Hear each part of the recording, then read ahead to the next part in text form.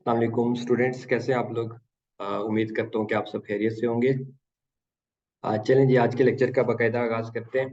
ठीक है, बिस्मिल्लाहिर्रहमानिर्रहीम। ठीक है, आज का जो हमारा टॉपिक है उसका नाम है इन्वेंट्रीज। ठीक है, इन्वेंट्रीज। ठीक है, इसे इन्वेंट्रीज को हम स्टॉक भी कहते थे। ठीक है, अभी तक जो हम पढ़ते हैं कि स्टॉक्स। ठीक है, स्टॉक्स या इन्वेंट्रीज। और इसका स्टैंडर्ड है जो इंटरनेशनल अकाउंटिंग का स्टैंडर्ड इसको डील करता है, उसका नाम है IAS 2। ठीक है, इंटरनेशनल अकाउंटिंग स्टैंडर्ड नंबर 2। ठीक है, जैसे प्रॉपर्टी प्लांट एंड इक्विपमेंट हमने पढ़ा था, तो उसका स्टैंडर्ड क्या था? International accounting standard number 16। ठीक है, इसी तरह इसका स्टैंडर्ड है 2। ठीक है, तो हर स्टैंडर्ड सेम पैटर्न भी लिखा हुआ है। ठीक है, तो सबसे पहले तो स्टैंडर्ड का स्कोप आ जाता है। ठीक है, कि इस स्टैंडर्ड में कौन कौन सी चीजें लेके आनी है। ठीक है, जैसे PPE या IS 16 का हमने स्कोप पढ़ा था, उसमें हमने क्या कहा था कि वो तमाम टेंजेबल एसिड्स जिनकी जिंदगी 12 महीने से ज्यादा है। ठीक है, और उसमें आगे हमने फर्दर क्राइटेरिया पढ़ा था, तो वो सारे IS 16 में फॉल करेंगे। ठीक है, उसके लिए आप मेरा IS 16 का लेक्चर देख सकते हैं। अब यहाँ पे, ठीक है, इस स्टैंडर्ड का स्कोप क्या है? ठीक है, तो ये स्टैंडर्ड डील करता है तमाम इन्वेंट्रीज के साथ। ठीक है, इन्वेंट्रीज के साथ। ठीक है, और इन्वेंट्रीज को डिफाइन करता है। ठीक है, कुछ चीजें इसके स्कोप से बाहर हैं, कुछ ऐसी इन्वेंट्रीज वो हमारे सिलेबस में नहीं है, वो आप बहुत ज्यादा एडवांस चीजें हैं। ठीक है, ITA के लेवल पे वो कहता है कि ये स्टैंडर्ड तमाम इन्वेंट्रीज के साथ डील करता है, एक्सेप्ट फॉर फ्यू इन्वेंट्रीज जो कि हमारे सिलेबस से ही बाहर है। ठीक है, इवन के कैफ लेवल तक भी वो नहीं है। ठीक है, तो हम बस सिंपल जो हमारे सिलेबस में वो पढ़ते हैं। ठीक है, स्कोप में कहते हैं तमाम इन्वेंट्रीज को डील करता है और इन्वेंट्रीज की डेफिनेशन बताता है। ठीक है, उसको डिफाइन करता है क्या इन्वेंट्रीज क्या होती हैं, जो कि जिनकी अकाउंटिंग IS 2 के मुताबिक होगी। ठीक है, तो वो कहता है, स्टैंडर्ड कहता है इन्वेंट्रीज आर एसिड्स। ठीक है, held for sale in the ordinary course of business. In the ordinary course of business. ठीक है, इन्वेंट्रीज वो एसिड्स हैं जो कि इसलिए रखे हुए हैं। ठीक है, हेल्ड फॉर, किस लिए रखे हुए हैं? ठीक है, इसलिए रखे हुए हैं कि वो बेचने के लिए रखे हैं। ठीक है, held for sale in the, held for cell. ठीक है, वो एसिड्स जो बेचने के लिए रखे हैं ऑर्डिनरी कोर्स ऑफ बिजनेस के अंदर। ठीक है, ऑर्डिनरी मतलब नॉर्मल कोर्स ऑफ बिजनेस।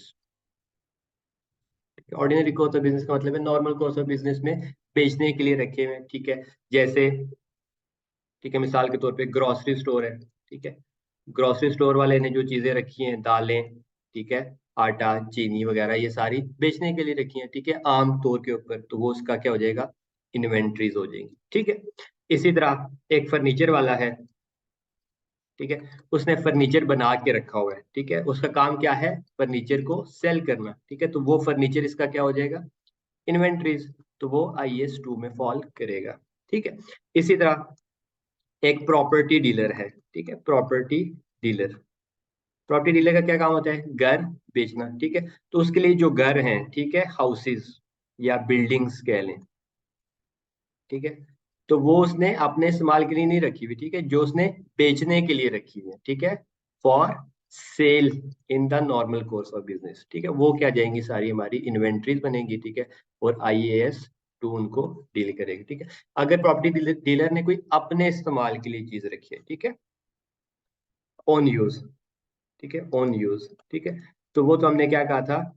इसके स्कोप से बाहर है। ठीक है, अपने इस्तेमाल के लिए जो चीज है वो IS 16 के स्कोप में हमने देखा था। ठीक है, तो यानी कि वो एसिड जो कि बेचने के लिए रखे नॉर्मल कोर्स ऑफ बिजनेस में। ठीक है, फर्नीचर वाले ने फर्नीचर रखा हुआ है जो बेचने के लिए। ठीक है, हो सकता है उसने कुछ फर्नीचर अपने यूज के लिए भी रखा हो। ठीक है, आप फर्नीचर की शॉप पे जाते हैं तो एक सोफा या एक टेबल वगैरह उन्होंने अपने लिए रखा होता है। ठीक है, तो वो जो ऑन यूज वाला है, ठीक है, ऑन यूज वाला फर्नीचर, वो IS 16 में फॉल करेगा। वो उसका प्रॉपर्टी प्लांट एंड इक्विपमेंट का स्टैंडर्ड उस पर लगेगा। ठीक है, जो उसने खालिस बेचने की नीयत से रखा है वो IS 2 के स्कोप में फॉल करेगा। ठीक है, तो यहाँ तक इसका स्कोप क्लियर है। ठीक है, अच्छा, इन्वेंटरीज आर एसिड्स। ठीक है, एसिड्स में हमने क्या कहा था ये कौन से एसिड्स होंगे? Current assets. करंट एसिड्स क्या मतलब? जो 12 महीने के अंदर अंदर फायदा दे के जाएंगे। ठीक है। इन्वेंट्रीज की आम तौर पर, ठीक है, यही नीयत होती है कि आप जल्द अज जल्द बेचें और नई चीजें लें। ठीक है। ये नहीं होता आप किसी एक लेट्स सपोज ग्रोसरी स्टोर पे आप जाते हैं तो उसने आटा चीनी या दालें इसलिए नहीं रखी है कि यार 1 साल के बाद ये मुझे फायदा देगी, ठीक, बल्कि उसने रखी है सुबह लेके आता है शाम को बेच देता है। ठीक है। शाम को जो परचेजेस की वो अगले दिन दोबारा सेल कर दी। ठीक है। तो आमतौर पर इसी हो सकता है कुछ चीजें ना बिके। ठीक है। उन चीजों को क्या करना है वो हम आगे चल के देखते हैं। ठीक है। या कम रेट पे बिके उसका जो भी अकाउंटिंग ट्रीटमेंट स्टैंडर्ड ने बताइए वो हम आगे चल के देखते हैं। ठीक है। तो फिलहाल स्टैंडर्ड ने क्या कहा?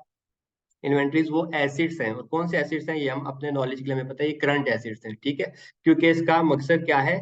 ऑर्डिनरी कोर्स में, नॉर्मल कोर्स ऑफ बिजनेस में इसको बेचना, ठीक है, रखना मकसद नहीं है। ठीक है। For sale in the for sale. ठीक है। ऑर्डिनरी कोर्स ऑफ बिजनेस में बेचने के लिए रखी है। ठीक है। जिस तरह गाड़ी वाली कंपनी है, टोयोटा वाली कंपनी है, टोयोटा वाली कंपनी का क्या काम है? गाड़ियां बना के बेचना। ठीक है। तो जो भी उसने गाड़ियां रखी हुई हैं, ठीक है, कार्स, टोयोटा कंपनी के पास जो कार्स हैं, गाड़ियां जो फॉर सेल हैं, ठीक है, शोरूम पे जाए जो गाड़ियां पड़ी होती हैं वो क्या है? उसकी इन्वेंट्रीज हैं। IS2 लगेगा। ठीक है। लेकिन अगर उसने कोई गाड़ी अपने यूज के लिए रखी हुई है, ठीक है, टोयोटा वाले हो सकता है ना उसने भी अपने यूज के लिए भी रखी हो गाड़ी, अपने किसी इंप्लॉई को दी हो, तो वो उसका IS16 है। ठीक है। उसकी अकाउंटिंग IS16 में होगी, और वो डेप्रिशिएट होता है जो भी होता है वो हमने IS16 में पढ़ रखा है। ठीक है।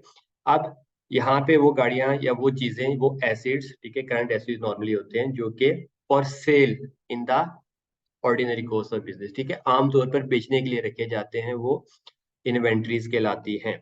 ठीक है। जैसे फर्नीचर वाली दुकान पे फर्नीचर, उसकी इन्वेंट्रीज है। ठीक है। प्रॉपर्टी डीलर के पास घर, ठीक है, हालांकि घर जो सा है वो IS16 के स्कोप में फॉल करता है। ठीक है। उसका क्राइटेरिया मीट करता है, लेकिन जिसने बेचने के लिए घर रखा है, प्रॉपर्टी डीलर, ठीक है, वो उसका तो नॉर्मल कोर्स है बेचना। ठीक है। तो वो इन्वेंट्रीज होगी। हाँ, अब यहाँ पे मुझे एक बात आप लोग बताएं, ठीक है, कि अगर एक कंपनी है, ठीक है, लेट्स सपोज यही हम फर्नीचर वाली कंपनी है, ठीक है, ग्रोसरी स्टोर की मिसाल लेते हैं। ठीक है। ग्रोसरी स्टोर की एक एग्जांपल ली है। ग्रोसरी स्टोर का मेन काम क्या है? कि चीजें बेचना। ठीक है। ग्रोसरी आइटम्स बेचना, ग्रोसरी आइटम्स। ठीक है। अब ग्रोसरी स्टोर वाले के पास एक गाड़ी या फर्नीचर की मिसाल लेते हैं। ठीक है। ग्रोसरी स्टोर के पास क्या था? उसके पास कुछ फर्नीचर पड़ा हुआ था। ठीक है। सारी बात, आप शॉप में जाते हैं, तो टेबल या कोई रैक्स वगैरह पड़े होते हैं जिनमें सामान, अब उसने वो रैक बेच कर दिया, वो सेल किया फर्नीचर। ठीक है। तो क्या वो उसकी इन्वेंट्री बनेगी? बिल्कुल नहीं। क्यों नहीं बनेगी? क्योंकि उसने आमतौर पे वो बेचने के लिए नहीं रखी, बल्कि वो तो अपनी यूज कर रहा था। अगर वो यूज करते करते उसने बेच दी तो वो सेल इन्वेंट्री की सेल नहीं कहलाएगा। ठीक है। बल्कि वो तो IS16 में हमने पढ़ा था डिस्पोजल। ठीक है। Disposal of PPE। ठीक है, कि उसने अपने यूज के लिए रखा था, अब उसको जरूरत पड़ी या जैसे भी हुआ उसने बेच दिया। ठीक है। तो वो IS16 के स्कोप में फॉल करेगा, क्योंकि आम तौर पर उसने बेचने के लिए नहीं रखी। ठीक है। उसके मुकाबले में दालें, आटा, चीनी वगैरह ये सारा उसने आम तौर पे बेचने के लिए रखा है, लेज वगैरह ये सारे, तो वो उसका इन्वेंट्री कहलाएगी। ठीक है। तो आई होप यहाँ तक स्कोप क्लियर है। ठीक है। स्कोप को समझना बहुत जरूरी है कि कौन से आइटम्स हमारे इस स्टैंडर्ड में फॉल करेंगे। ठीक है। तो जो स्टैंडर्ड फॉल करेंगे जो चीजें, ठीक है, उसी पे हम अप्लाई करते हैं इसकी अकाउंटिंग। ठीक है। तो यहाँ पे मैंने क्या कहा था? नॉर्मली ये करंट एसिड होते हैं। ठीक है। ठीक है। फाइनेंशियल पोजीशन जब हम बनाते हैं, स्टेटमेंट ऑफ फाइनेंशियल पोजीशन, ठीक है, स्टेटमेंट ऑफ फाइनेंशियल पोजीशन, उसके अंदर हम एसिड्स के अंदर जाके, इस PPE को हम नॉन करंट एसिड में लिखते हैं, तो इसको हम करंट एसिड्स में यूजली लिखते हैं कि यार ये हमारी इन्वेंट्री है, कि हमने नियत यही है कि 12 महीने से पहले पहले हम इसको बेच देंगे। ठीक है। और इससे हमारा बिजनेस चलेगा, फिर नहीं ले लेंगे, फिर नहीं बेच देंगे। ठीक है। फिर ले लेंगे और फिर बेच देंगे। ठीक है। नॉर्मल कोर्स ऑफ बिजनेस का पार्ट है। ठीक है। तो ये होती हैं इन्वेंट्रीज। ठीक है। इसका स्कोप क्लियर है आपको? ठीक है। अब हम इन्वेंट्रीज की ना टाइप्स समझ लेते हैं। ठीक है, कि किस किस किस्म की टाइप हो सकती हैं। ठीक है, पॉसिबल। तो उसके लिए हमें सबसे पहले समझना पड़ेगा बिजनेस की टाइप्स। ठीक है। हमने ऑलरेडी ये चीज डिस्कस की है, just for the inventory topic again हम डिस्कस करते हैं। ठीक है। बिजनेस क्या होता है? बिजनेस का हमें पता है कि यार वो ऑर्गेनाइजेशन है जो कि प्रॉफिट कमाने के लिए बनी हुई है, जिसका मकसद क्या है? अ ग्रुप ऑफ पीपल जिसका मकसद क्या है? मिलके कोई प्रॉफिट कमाना, चीजें बेच के प्रॉफिट कमाती है, जैसे भी वो हम देखते हैं इसकी मेजर टाइप्स क्या थी। ठीक है। क्योंकि हर बिजनेस की इन्वेंट्री स्लाइटली डिफरेंट होगी। ठीक है। तो इसमें सबसे पहले बिजनेस में हमने क्या कहा था, एक होता है ट्रेडिंग बिजनेस। ठीक है, ट्रेडिंग बिजनेस, या उसको हम क्या कहते हैं, ट्रेडर। ट्रेडर मतलब वो क्या करता है, बनी बनाई चीजें लेता है, तिजारत करता है। ठीक है, बनाता कुछ भी नहीं है बल्कि बाय करता है। ठीक है, और उसको आगे जाके सेल करता है, तो उसको हम क्या कहते हैं, ट्रेडर। ठीक है, जिस तरह आमतौर पे सारे दुकानदार ये सारी चीजें क्या करते हैं, बनी बनाई लेते हैं, आगे जाके प्रॉफिट मार्जिन रख के सेल। ठीक है, क्योंकि मेन ऑब्जेक्टिव क्या है, प्रॉफिट कमाना। फाइन। अच्छा, दूसरी किस्म का बिजनेस होता है मैन्युफैक्चरर। ठीक है, मैन्युफैक्चरर मतलब चीजें बना के बेचता है। ठीक है, जिस तरह लेज की कंपनी है, तो वो पोटैटोज वगैरह लेती है। ठीक है, उसको फिर बनाती है प्रॉपर। ठीक है, उसको फिर पैक करके चीजें बना के बेचती है। ठीक है, इसी तरह फर्नीचर बनाने वाला। ठीक है, फर्नीचर बनाने वाला जो है, ठीक है, वो फर्नीचर आम लकड़ी लेता है। ठीक है, उसको कटिंग करता है, फिर उसको गम ग्लू वगैरह लगा के, कीले लगा के प्रॉपर बना कर बेचता है। ठीक है, तो वो मैन्युफैक्चरर है।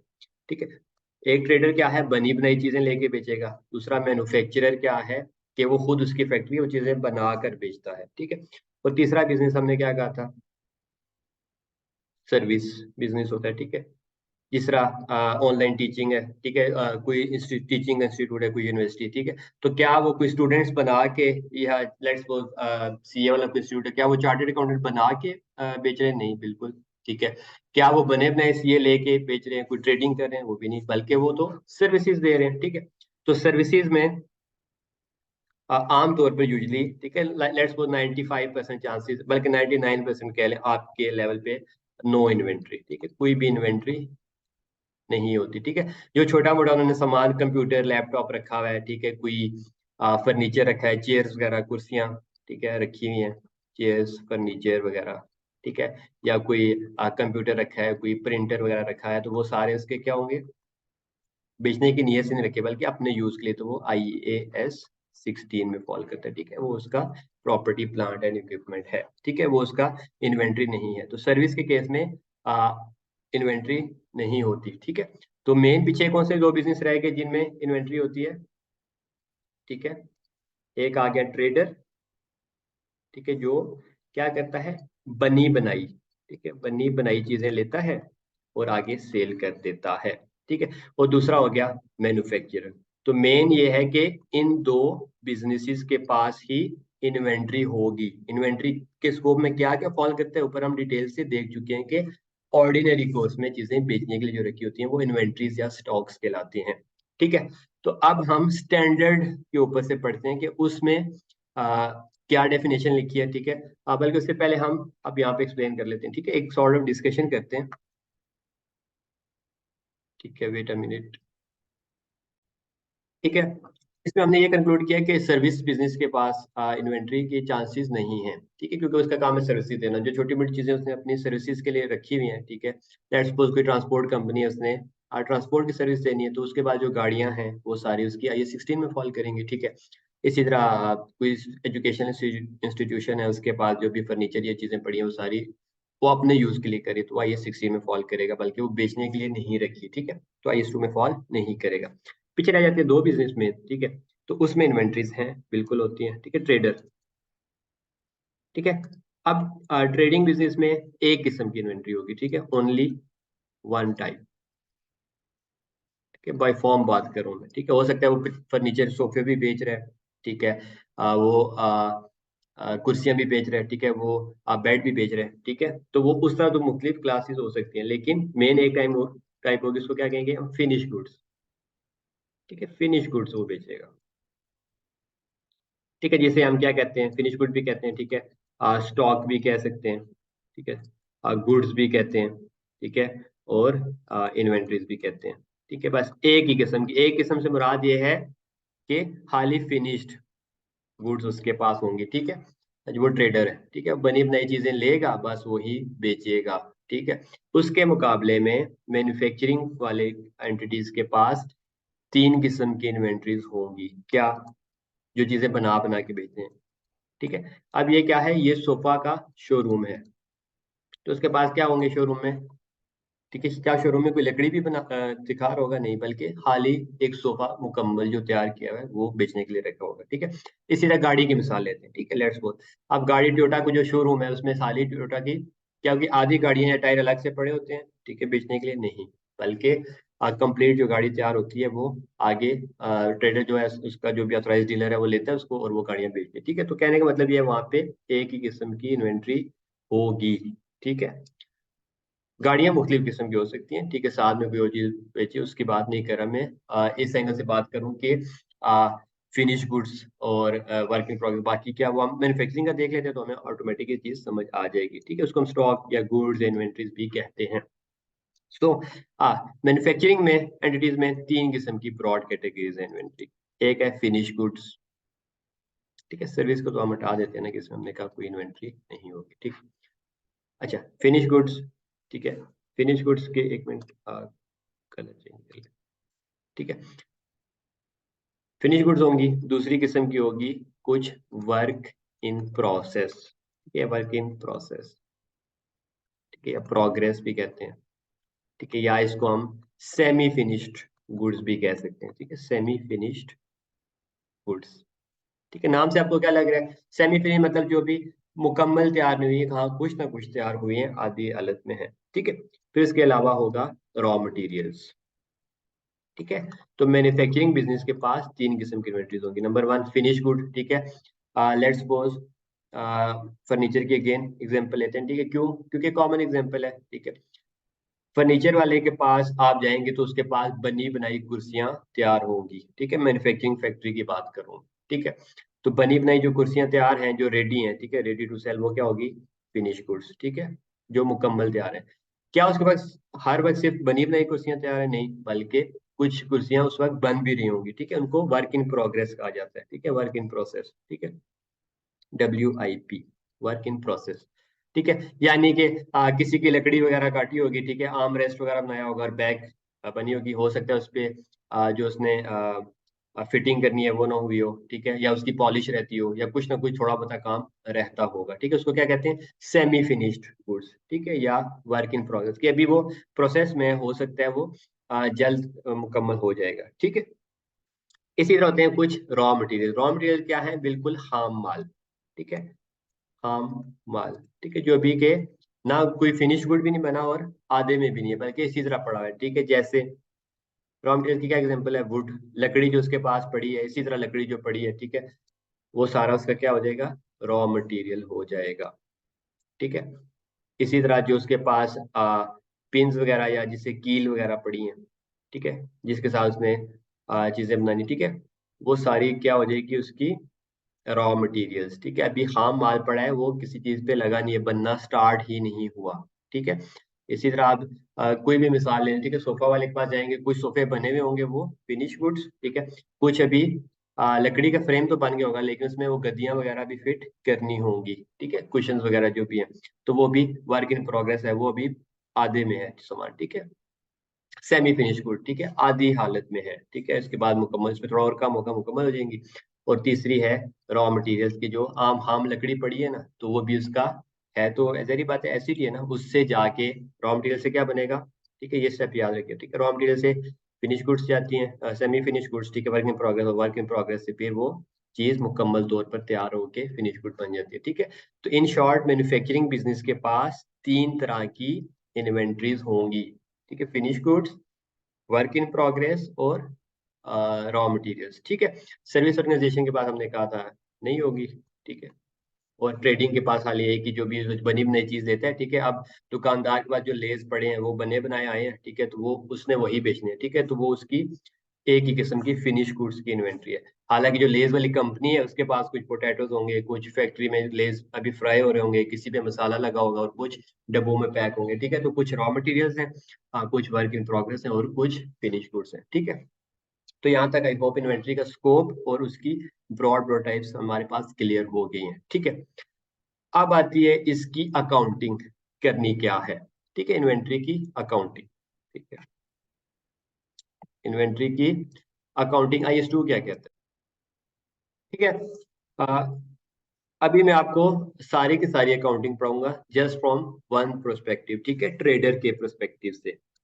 ठीक है, जो बड़ी नई चीजें लेता है उसकी क्या, ये अकाउंटिंग हमें समझ आ गई। ठीक है, फिर आगे मैन्युफैक्चरिंग की अकाउंटिंग इज वेरी सिंपल, ठीक है, उसमें कोई इशू नहीं होगा। ठीक है,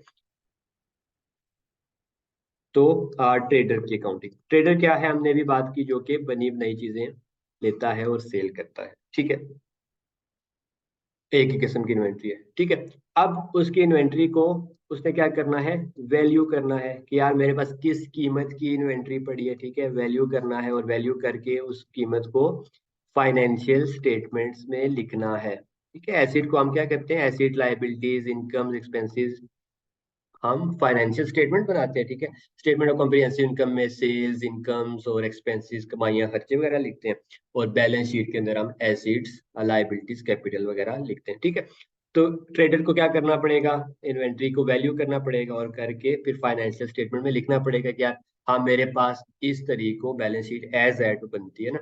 ठीक है, कि इस डेट पर मेरे पास इतने की इन्वेंट्री मौजूद है। ठीक है, तो उसके पास इन्वेंट्री की कितनी किस्म की होगी, हमने कहा एक ही किस्म की, जो उसकी फिनिश गुड है। ठीक है, तो इसमें स्टैंडर्ड क्या कहते हैं, IS2। IS2 कहते हैं भाई साहब, इन्वेंट्रीज को आपने रिकॉर्ड करना है। ठीक है, मेजर करना है, मेजर। ठीक है, जिस तरह IS16 में हमने क्या कहा था, मेजरमेंट बताते हैं ना स्टैंडर्ड, कि आपने एसिड को किस कीमत पर लिखना है। ठीक है, तो उसकी हमने डिटेल पढ़ी थी कि क्या list price minus trade discount कोई है। ठीक है, प्लस डायरेक्टली एट्रीब्यूटेबल कॉस्ट जितनी भी आती हैं, फिर non refundable taxes and dismantling की प्रोविजन वगैरह, वो सारी चीजें। ठीक है, तो IS2 की भी as simple as it is है। ठीक है, मेजरमेंट, तो IS2 क्या कहता है, इन्वेंटरीज को हमेशा मेजर करना है दो चीजों पर, दो चीजों के लोअर पर बल्कि। ठीक है, लोअर ऑफ, ठीक है, lower of cost NRV, cost and NRV का जो भी लोअर है, इन दोनों में से जो भी कम है उस पर रिकॉर्ड करना है। ठीक है, मिसाल लेते हैं, मेरे पास इन्वेंट्री उसकी कॉस्ट है 100। ठीक है, उसकी NRV है 20। NRV होती क्या है, बिल्कुल हम प्रॉपर डिटेल में पढ़ेंगे। ठीक है, जस्ट थोड़ा सा आपको पेशेंस रखना पड़ेगा। ठीक है, थोड़ा सा इंतजार करें, अभी जस्ट कॉन्सेप्ट समझाना है।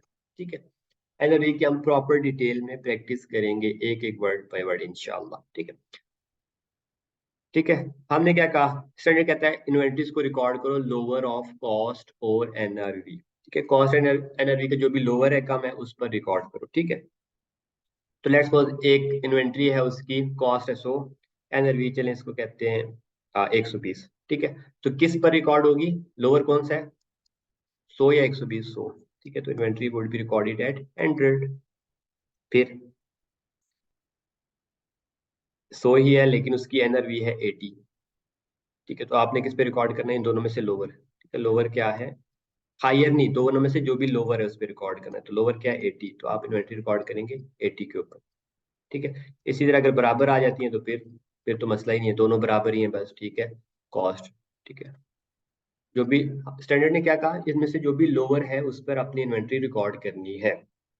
ठीक है, अब कॉस्ट क्या है, एक सवाल है यहाँ पे। ठीक है, दूसरा सवाल है NRV क्या है। ठीक है, तो दोनों को हम वन बाय वन देख लेते हैं और डिटेल में प्रैक्टिस भी कर लेते हैं।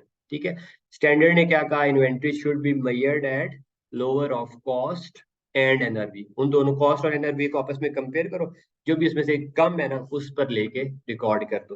तो पहले केस में 100 कम था, 100 पे लिख दिया, दूसरे में 100 और 80, 80 पे लिख दिया, तीसरे में बराबर थे तो जिस मर्जी पे लिखो। ठीक है, लोअर कोई भी नहीं, दोनों बराबर है। ठीक है, यहाँ तक कोई मसला। ठीक है, जस्ट एक ओवरव्यू दी है। अब कॉस्ट होती है क्या है, NRV होती है क्या है, आइए देखते हैं। ठीक है, अच्छा, अब कॉस्ट का ट्रेडर। ठीक है, अभी हम सारी अकाउंटिंग किस पर्सपेक्टिव से कर रहे हैं, ट्रेडर के पर्सपेक्टिव से। ठीक है, let me change the colour. ठीक है, अभी हम सारी अकाउंटिंग ट्रेडर के पर्सपेक्टिव से कर रहे हैं, जो बनी बनाई चीजें लेके बेचता है। ठीक है, मैन्युफैक्चरर क्या करता है उसके लिए अलग से पूरा चैप्टर है। ठीक है, वो मैं आपको इसी चैप्टर के साथ ही पढ़ा दूंगा। ठीक है, तो हम जब बुक से रीड करेंगे तो हमें इंशाल्लाह ऑलरेडी चीजें पता होंगी। सो ठीक है, ट्रेडर की कॉस्ट क्या है, वही कॉस्ट है जो IS16 में थी। ठीक है, क्या कॉस्ट। ठीक है, कॉस्ट क्या है, ठीक है, जिस चीज पे उसने आज खरीदी और लाने तक का खर्चा। ठीक है, अब क्या है कॉस्ट। ठीक है, कॉस्ट स्टैंडर्ड कहता है, ठीक है, कॉस्ट इज,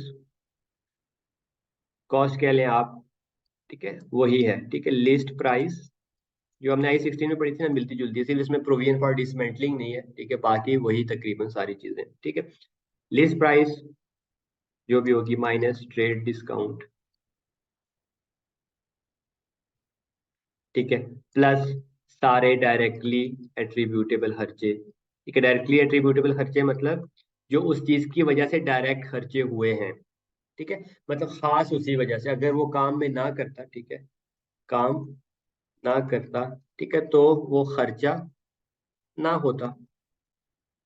ठीक है, इसको हम क्या कहते हैं, डायरेक्टली एट्रीब्यूटेबल खर्चे। ठीक है, डायरेक्टली एट्रीब्यूटेबल एक्सपेंसेस। ठीक है, जिस तरह क्या क्या इसकी मिसाल हो सकती है यहाँ पे देखते हैं। ठीक है, फ्राइट, फ्राइट इन, ठीक है, जो भी किराया वगैरह। ठीक है, अगर मैं सामान ना लेता तो मुझे कोई गाड़ी का किराया देना पड़ता नहीं। ठीक है, जहां से उसको मैं लेके आ रहा हूँ, सामान खरीदता ही ना तो गाड़ी का किराया भी नहीं देना पड़ता। ठीक है, तो फ्राइट इन हो गया। ठीक है, या कैरिज इनवर्ड भी इसको बोलते हैं। ठीक है, कैरिज इनवर्ड यानी अंदर सामान अंदर फैक्ट्री के अंदर लाने का खर्चा। ठीक है, तो ये कॉस्ट का पार्ट बनता है। ठीक है, दूसरा फ्राइट, ठीक है, एक ही नाम है, सॉरी।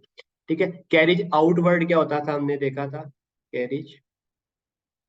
ठीक है, जस्ट ये जनरल नॉलेज के लिए बता रहा हूँ।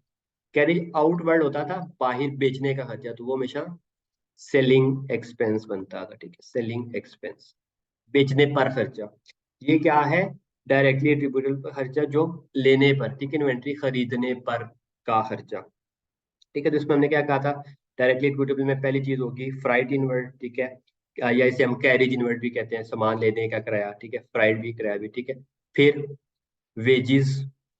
ठीक है, वेजिस कहते हैं दिहाड़ीदार मजदूर, तनख्वाह नहीं। ठीक है, दिहाड़ी वाला, यानी कि जो लेबर हमने, ठीक है, गाड़ी से लोडिंग, ठीक है, लोडिंग अनलोडिंग करने का जो खर्चा था। ठीक है, गाड़ी लोड की, ठीक है, अनलोड की, उसमें मजदूर को होता है ना, हम दे देते हैं। लेट्स सपोज कोई एक सुजुकी, उसने अगर एक ट्रक भरा है तो आई डोंट नो 5,000 10,000 जो भी है, कि यार आपने लोड भी करना है अनलोड भी करना है, तो वो सारा खर्चा भी उसमें शामिल होगा। ठीक है, फिर तीसरी चीज है उसमें, ठीक है, इंश्योरेंस इन ट्रांजिट, रास्ते की इंश्योरेंस का खर्चा।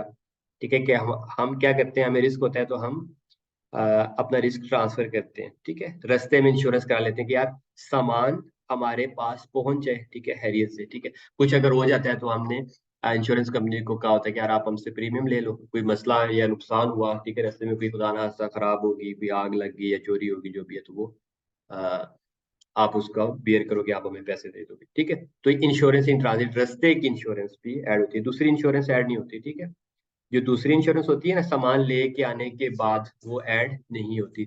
हाँ, रास्ते की इंश्योरेंस ऐड। ठीक है, तो ये मोटे मोटे आप कह लें डायरेक्टली एट्रीब्यूटेबल एक्सपेंसेस हैं। ठीक है, फिर नॉन रिफंडेबल। ठीक है, या जिसे हम क्या कहते हैं, नॉन एडजस्टेबल भी। ये कुछ होते हैं रिफंड हो जाते हैं, कुछ रिफंड तो नहीं होते लेकिन एडजस्ट हो जाते हैं। ठीक है, तो ऐसे खर्चे जो non refundable, taxes and duties, ये भी कॉस्ट का पार्ट बनते हैं, सेम लाइक IS16। ठीक है, नॉन रिफंडेबल, ठीक है, मतलब वापस नहीं मिलेंगे या एडजस्ट भी नहीं होंगे। ठीक है, एडजस्ट मतलब ये है कि मैंने आपको 100 रुपया दिया, ठीक है, आपसे मैंने 200 लेना है, तो यार आपने कहा अच्छा 100 एडजस्ट कर लो, बाकी 100, तो इस तरह नहीं करना। ठीक है, तो ये जो नॉन रिफंडेबल हैं सारे के सारे खर्चे, या नॉन एडजस्ट, जो एडजस्ट नहीं हो सकते, टैक्सेस एंड ड्यूटीज, वो भी कॉस्ट का पार्ट बनाने हैं। जो रिफंडेबल है, ठीक है, रिफंडेबल कह लें, जो रिफंड हो जाएगा मुझे पता है, या फ्यूचर में जाके एडजस्ट हो जाएगा, तो वो कॉस्ट का पार्ट नहीं बनाना। फाइन।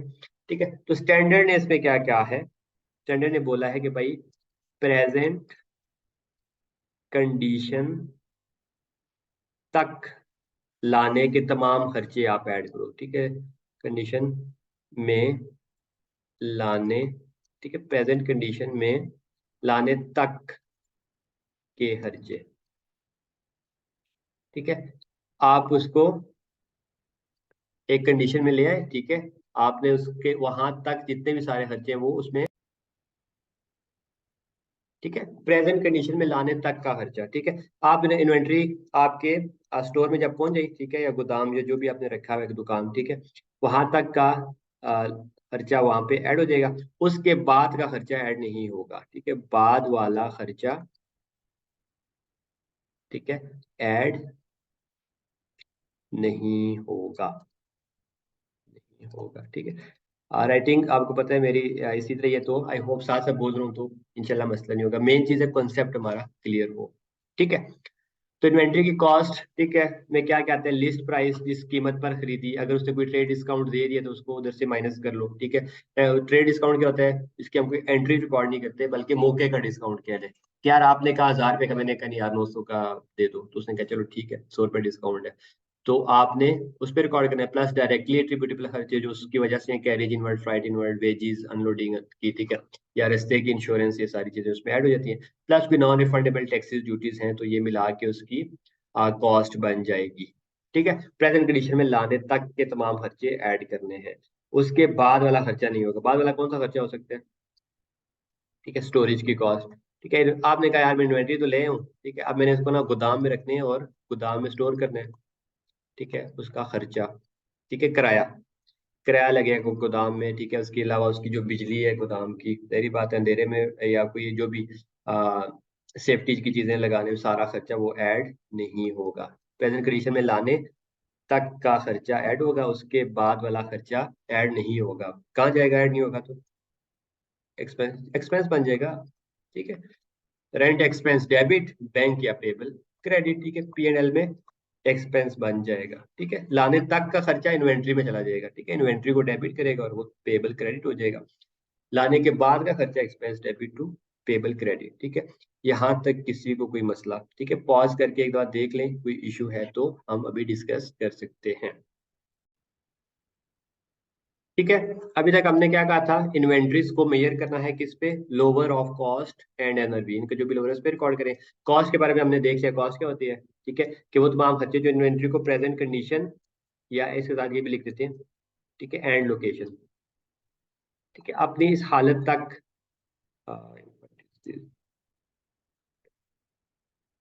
आ, ये एक, ठीक है, present condition and location.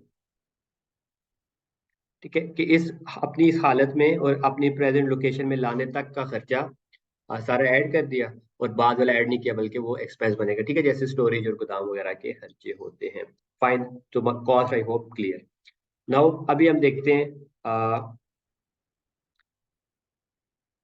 Cost तो हमने देख लिया, अब एनआरवी निकालते हैं। ठीक है, एनआरवी, एनआरवी की फुल एब्रीविएशन है जी, नेट रियलाइजेबल वैल्यू। ठीक है, नाम से क्या लग रहा है, रियलाइजेबल वैल्यू के क्या मतलब होता है कि ये चीज मैं अगर बेचूं तो तमाम खर्चा करने के बाद, ठीक है, अगर मैं ये चीज बेचूं तो तमाम खर्चा करने के बाद मुझे कितने पैसे रियलाइज हो जाएंगे, कितने पैसे मिल जाएंगे। ठीक है, इसको हम क्या कहते हैं, रियलाइजेबल वैल्यू। रियलाइज मतलब कितना फायदा दे जाएगा अगर इसको मैं बेचूं, ठीक है, सारे खर्चे करने के बाद। ठीक है, तो एनआरवी को हम नेट रियलाइजेबल वैल्यू कहते हैं। इसका फॉर्मूला क्या है जी, बहुत सिंपल फॉर्मूला है, ई एस पी माइनस ई सी सी माइनस ई सी एस। ठीक है, ये कोई कंप्यूटर लैंग्वेज नहीं पढ़ा रहा बल्कि एक एब्रिविएशन है। ठीक है, अब इसको हम ये मैंने अपनी आसानी के लिए सब बनाया हुआ है। अब इसमें करना क्या है, ठीक है, ई एस पी मतलब एस्टिमेटेड सेलिंग प्राइस। ठीक है, कि इन्वेंट्री बेचूं तो कितने की बिक जाएगी, ठीक है, एस्टिमेटेड अंदाजा, सेलिंग प्राइस नहीं है ये, estimated selling price minus expected cost to complete,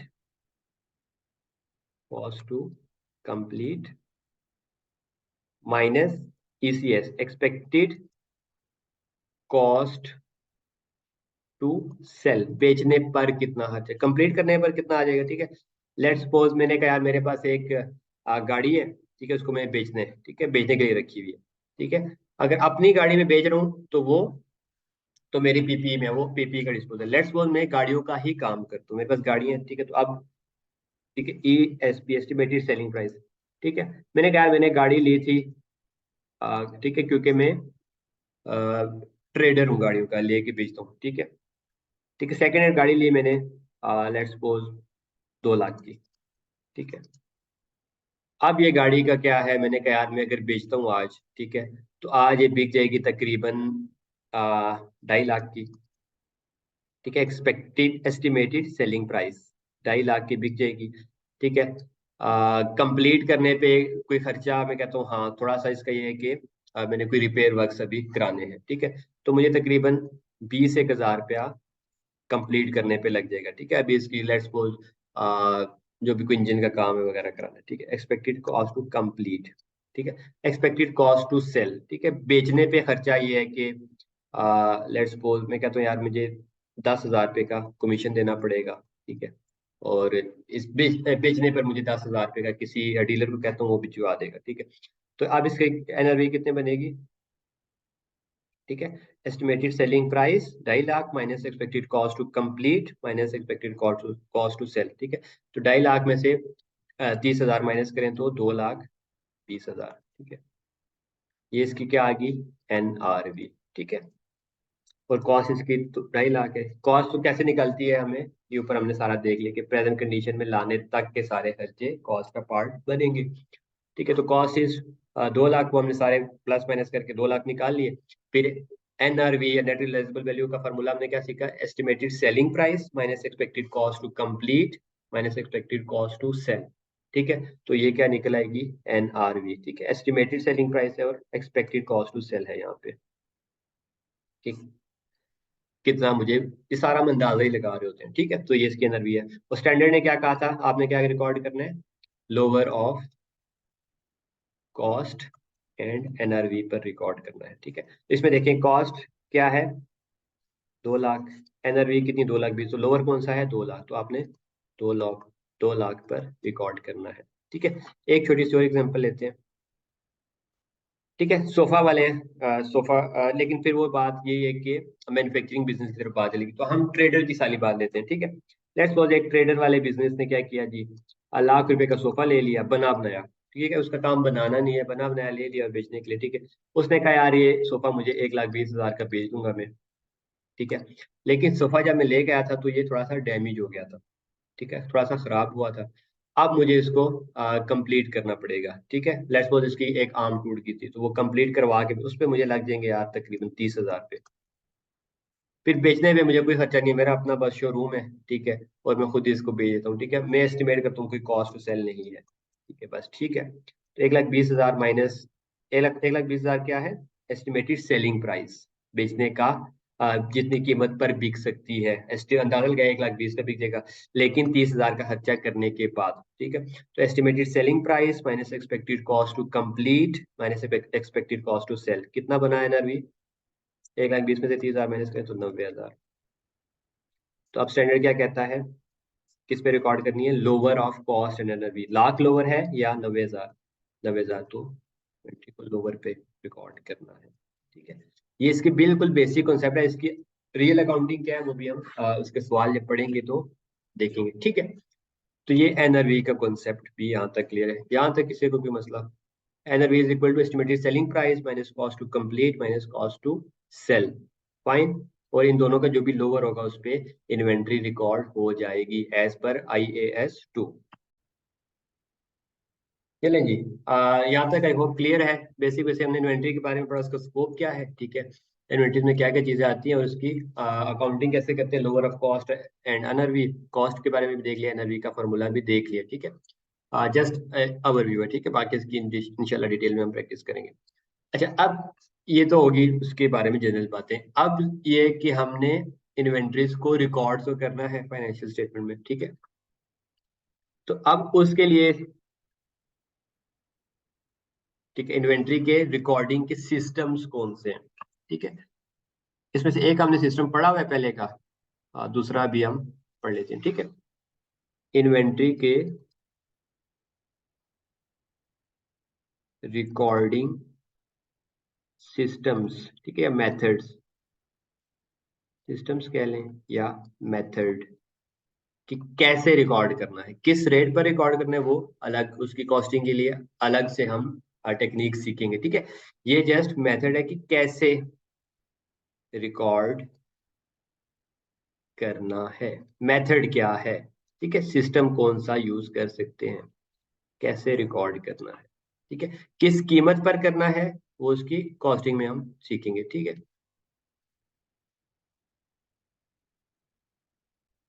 ठीक है, अभी तक इसमें हमने देखा कि इन्वेंट्री के रिकॉर्डिंग के सिस्टम,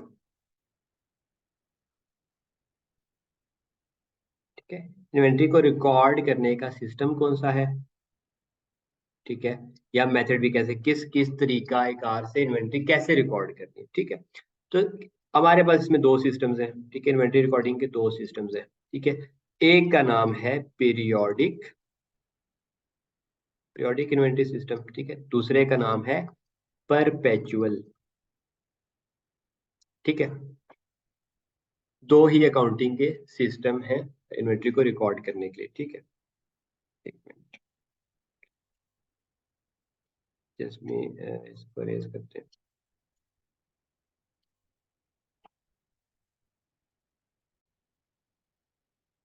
चलें जी, हमने कहा था कि इन्वेंट्री को रिकॉर्ड करने के दो सिस्टम हैं, ठीक है। दो सिस्टम मतलब कैसे, या मेथड्स कह लें, कैसे रिकॉर्ड करना है। एक का नाम हमने कहा है जी पीरियोडिक, और दूसरे का नाम है परपेचुअल, ठीक है। दो सिस्टम्स हैं जिसके जरिए इन्वेंट्री रिकॉर्ड की जा सकती है, ठीक है। पीरियोडिक, हमें नाम से पता चल रहा है कि कोई एक सर्टेन पीरियड के बाद आप इन्वेंट्री को रिकॉर्ड करते होंगे, ठीक है। एक after a certain period of time, ठीक है, एक सर्टेन पीरियड के बाद आप इन्वेंट्री रिकॉर्ड करेंगे, ठीक है। यानी कि अभी तक देखें, हमने, आपको याद हो, ठीक है, तो हमने क्या पढ़ते होते थे, एक अकाउंट बनाते थे पर, ठीक है, जो भी इन्वेंट्री परचेज करते थे तो हम क्या करते थे, एंट्री, इन्वेंट्री परचेज की दो तरह की एंट्री करते थे। उसमें से एक एंट्री क्या होती थी, purchases debit, purchases expense debit, ठीक है, डेबिट टू क्रेडिटर्स, या ट्रेड पेबल्स, या अगर कैश में दे दिया तो पेबल्स, या कैश में दे दिया तो कैश क्रेडिट करते थे, ठीक है। यानी कि हम साथ साथ इन्वेंट्री रिकॉर्ड नहीं करते थे, ठीक है। हम जो भी इन्वेंट्री परचेज करते थे उसको हम क्या कहते थे, purchases expense debit, creditors credit, ठीक है। तो यानी कि ये हम एंट्री किस अकॉर्डिंग करते थे, पीरियोडिक सिस्टम में। पीरियोडिक में क्या है कि इन्वेंट्री को after a certain period of time inventory record होगी, ठीक है। साथ साथ वाला कोई हिसाब नहीं है, कि उसके मुकाबले में परपेचुअल क्या है, परपेचुअल वो इन्वेंट्री सिस्टम है जिसमें एवरी ट्रांजैक्शन पर, ठीक है, एट, बल्कि एट एवरी ट्रांजैक्शन, जो भी ट्रांजैक्शन कौन कौन सी हो सकती है इन्वेंट्री की, बताएं जरा। आपने या तो इन्वेंट्री परचेज की होगी, ठीक है, या सेल की होगी, या उससे भी ज्यादा अगर हाथ मारी तो क्या हो जाएगा, परचेज रिटर्न, ठीक है, हुई है, परचेज की हुई चीज आपने वापस दे दी है, या जिसे हम रिटर्न इनवर्ड भी कहते थे, ठीक है, रिटर्न, सॉरी, परचेज रिटर्न को रिटर्न आउटवर्ड कहते थे, कि हमने वापस दे दी उसको, ठीक है, वापस सामान भिजवा दिया।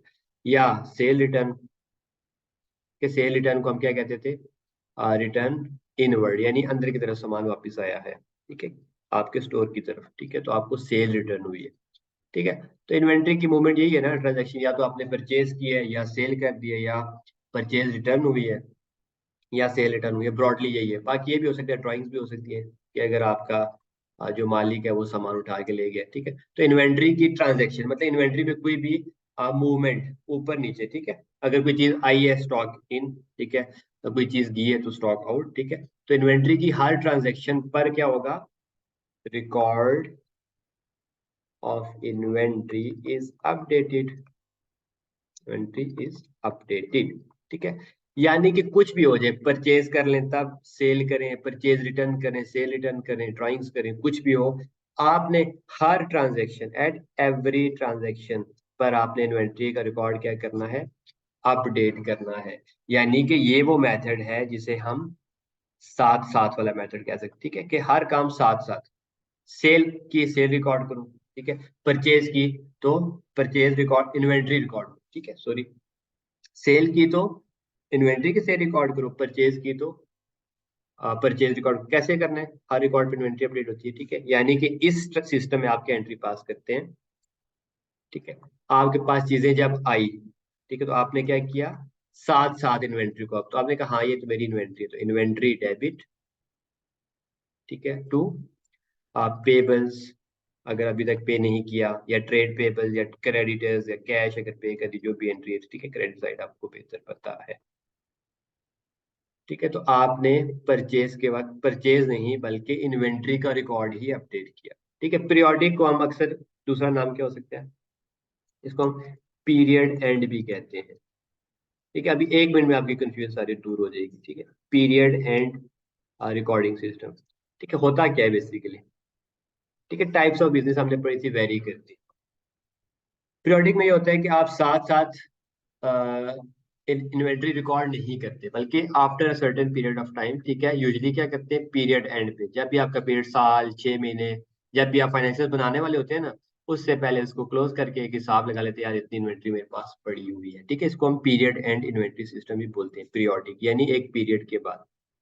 ठीक है, होता क्या है कि लेट्स सपोज आप पेट्रोल पंप की इसमें एग्जांपल पे देता हूँ।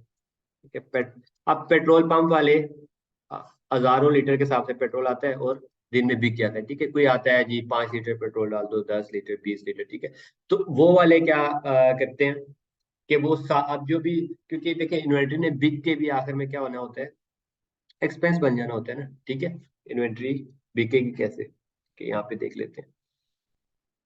हमने कहा इन्वेंट्री डेबिट पेबल क्रेडिट, जब बिक जाएगी इन्वेंट्री तो क्या बन जाएगी, ये हमने ऑलरेडी कवर किया है, कॉस्ट ऑफ सेल्स में कन्वर्ट हो जाएगी। ये वो कीमत है सेल्स की, हमने सेल 500 की लेकिन 200 की खुद खरीदी थी। ठीक है, तो इन्वेंट्री यहाँ पे देखें 200 की मैंने खरीदी, डेबिट पेबल्स क्रेडिट। ठीक है, तो कॉस्ट ऑफ सेल्स में कन्वर्ट हो जाती है। इन्वेंट्री जब बिकती है तो वो भी एक्सपेंस ही बन जाती है। ठीक है, तो cost of sales debit to inventory credit.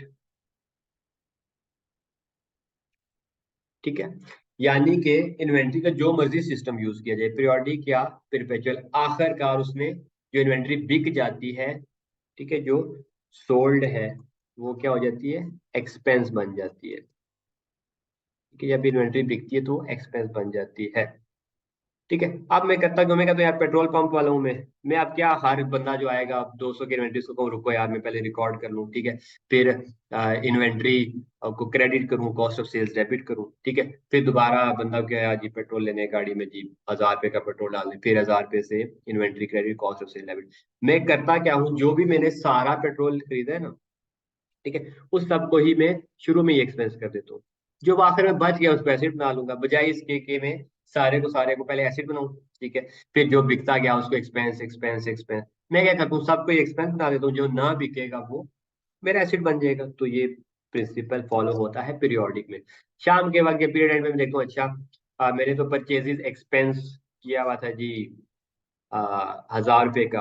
ठीक है, 1000 रुपये का जो मैंने पेट्रोल खरीदा ना, परचेज एक्सपेंस किया कि यार 1000 रुपये का मेरा। अच्छा, शाम को मैंने कहा यार ठीक है 200 का तो मेरे पास ही पड़ा है, ठीक है, तो वो मैं रिवर्स कर दूंगा। ठीक है, तो क्लोजिंग को मैं इन्वेंट्री बना दूंगा एक पीरियड के बाद। ठीक है, यानी कि पीरियड, लेट्स सपोज मैं कहता हूँ कि पीरियड डेली है, तो रोज शाम को मैं, वैसे इस तरह होता नहीं है, एक ईयरली होती है। ठीक है, तो हम लेट्स सपोज रियलिस्टिक एग्जांपल लेते हैं, मैंने पूरे साल में यार 1 मिलियन का पर पेट्रोल खरीदा था। ठीक है, बेचने के लिए, उसमें से मैं पूरे साल में, ठीक है, पूरे साल का मैंने इसको डायरेक्ट ही एक्सपेंस बना दिया। ठीक है, एक्सपेंस। ठीक है, उसमें से मैंने कहा यार 2 लाख की ना मेरे पास ईयर एंड पे, एक पीरियड एंड के बाद मैं हिसाब लगाने गया और मैंने देखा मेरे पास 2 लाख का पेट्रोल पड़ा है, तो मैंने कहा यार इसको एक्सपेंस नहीं करो, इसको एसिड कर दो, बाकी तो चलो ठीक है एक्सपेंस बनेगा। ठीक है, तो 8 लाख क्या होगा, एक्सपेंस बनेगा। तो यानी मैंने इस पे डबल एंट्री क्या की होगी। ठीक है, पहले इसकी थोड़ी सी एंट्री समझ लेते हैं, फिर इसका कैलकुलेशन होती है कैसे वो देखेंगे। ठीक है, तो मैंने 10 लाख का एक्सपेंस बनाया था।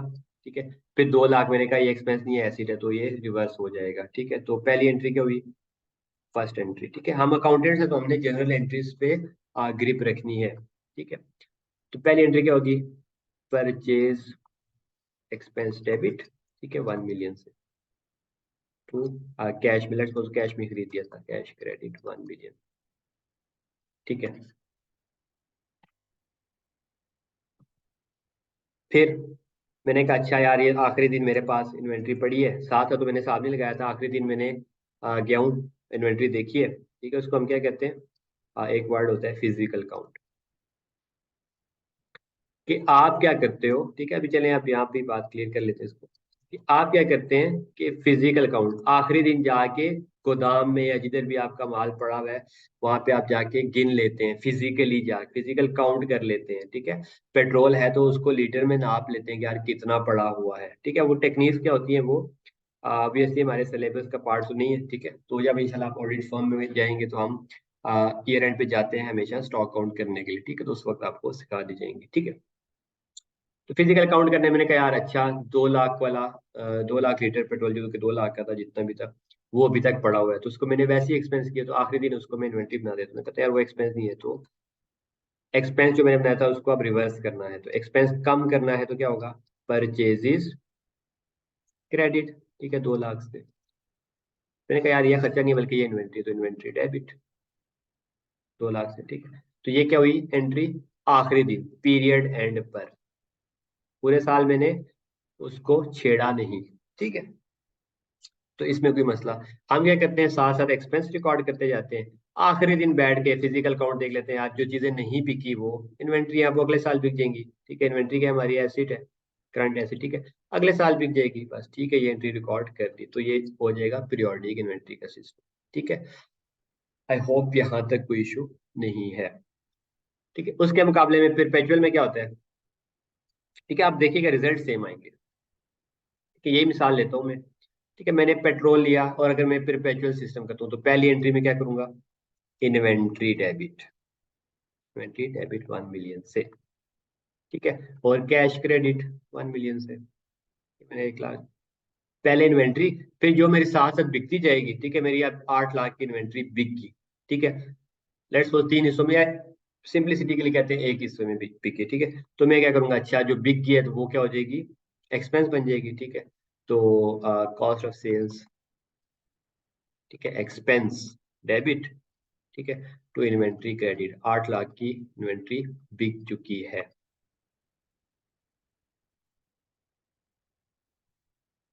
ठीक है। अब इसको देखते हैं दोनों को, कि इस मेथड में हमारा एक्सपेंस कितना बना था, एक्सपेंस और एसिड कितने का है, ठीक है, बताएं जी।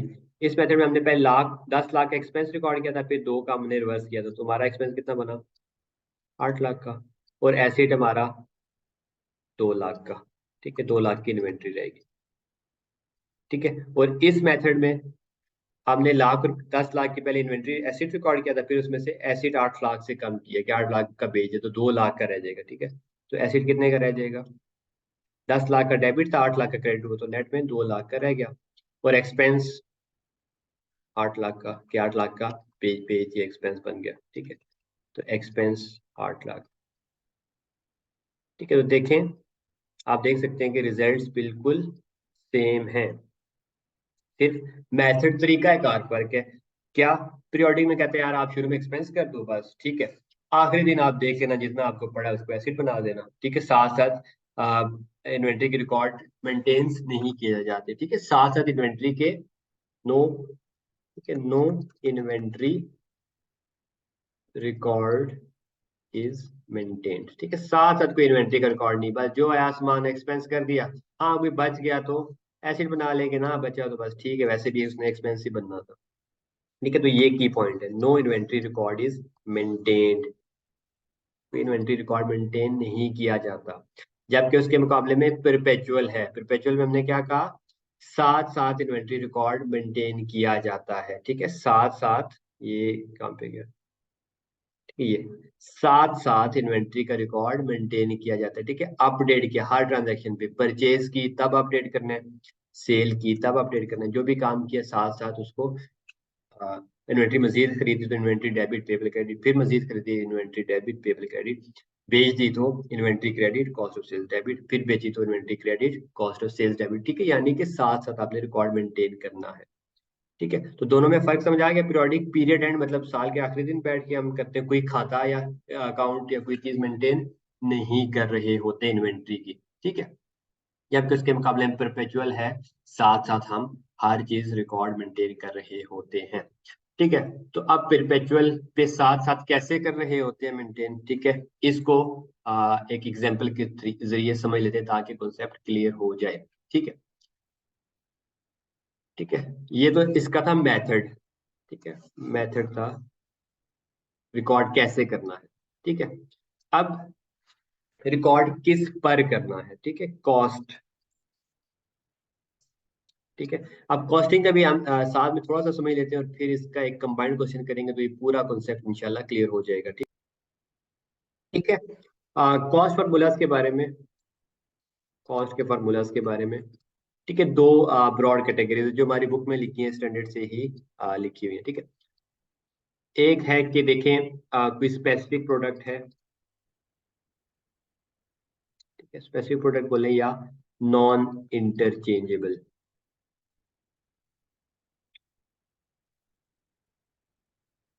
ठीक है, दूसरी ये है कि इंटरचेंजेबल प्रोडक्ट्स हैं।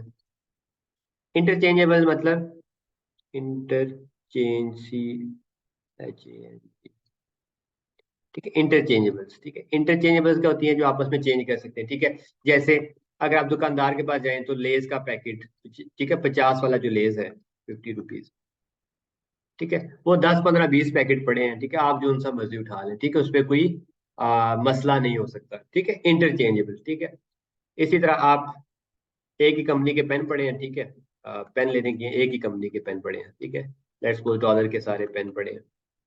ठीक है, तो जो मर्जी आप पिक एंड चूज कर लें, कोई इशू नहीं है, यानी कि वो प्रोडक्ट्स आपस में इंटरचेंज हो सकती है। ठीक है, इसी तरह आप दूध का डिब्बा लेने गए। ठीक है, लेट्स सपोज नेस्ले का दूध है, तो सारे एक जगह पड़े थे, जो मर्जी इंटरचेंजेबली आप उसको पिक कर सकते हैं, कोई इशू नहीं है। ठीक, उसके मुकाबले में कुछ ऐसी प्रोडक्ट्स होती हैं जो कि स्पेसिफिक होती है। ठीक है, जिसे हम नॉन इंटरचेंजेबल कहते हैं। ठीक है, जैसे अगर आप रेडीमेड सूट लेने गए हैं। ठीक है, तो उसमें इसकी मतलब कौन सी ऐसी एग्जांपल। ठीक है, इसके बारे में हम ये कह सकते हैं कि यार ये वो प्रोडक्ट्स हैं जो कि कस्टमर के ऑर्डर पे बनवाते हैं। ठीक है, ऑर्डर बनवाने, कस्टमर ऑर्डर या स्पेसिफिकेशन। कस्टमर बताता है कि यार मुझे इस तरह की चीज चाहिए। ठीक है, हर बंदे की अपनी एक लाइक प्रेफरेंस या जो भी चॉइस है। ठीक है, तो उसके अकॉर्डिंगली अगर आप बना के दे रहे हैं तो वो नॉन इंटरचेंजेबल प्रोडक्ट्स है। ठीक है, वो आपस में मिक्स नहीं करनी, हर कस्टमर का ऑर्डर अलग है। ठीक है, एक कस्टमर ने अपनी स्पेसिफिकेशन के लिए कोई और चीज बनवाई है, दूसरे ने कुछ और। ठीक है, तो उसको मिक्स नहीं करना। ठीक है, नॉन इंटरचेंजेबल प्रोडक्ट्स है। ठीक है, स्पेसिफिक प्रोडक्ट्स है। ठीक है, इसको हम कहते हैं नॉट अ ब्रांडेड प्रोडक्ट नहीं होती। ठीक है, यूजली क्या होता है कि ब्रांडेड प्रोडक्ट तो सेम आती है ना, उसमें मसला नहीं है। ठीक है, नॉट अ ब्रांडेड प्रोडक्ट। ठीक है, कोई जिस तरह नेस्ले का मिल्क पैक है। ठीक है, या कोई भी दूध का डिब्बा है या कुछ भी, तो वो इंटरचेंजेबल। लेज, ठीक है, लेज में कोई किसी कस्टमर के स्पेसिफिकेशन के मुताबिक नहीं बनाते। ठीक है, 50 वाला, 60 वाला, 100 वाले जिस तरह भी हैं, पैकेट्स ऑलरेडी बने हुए आते हैं।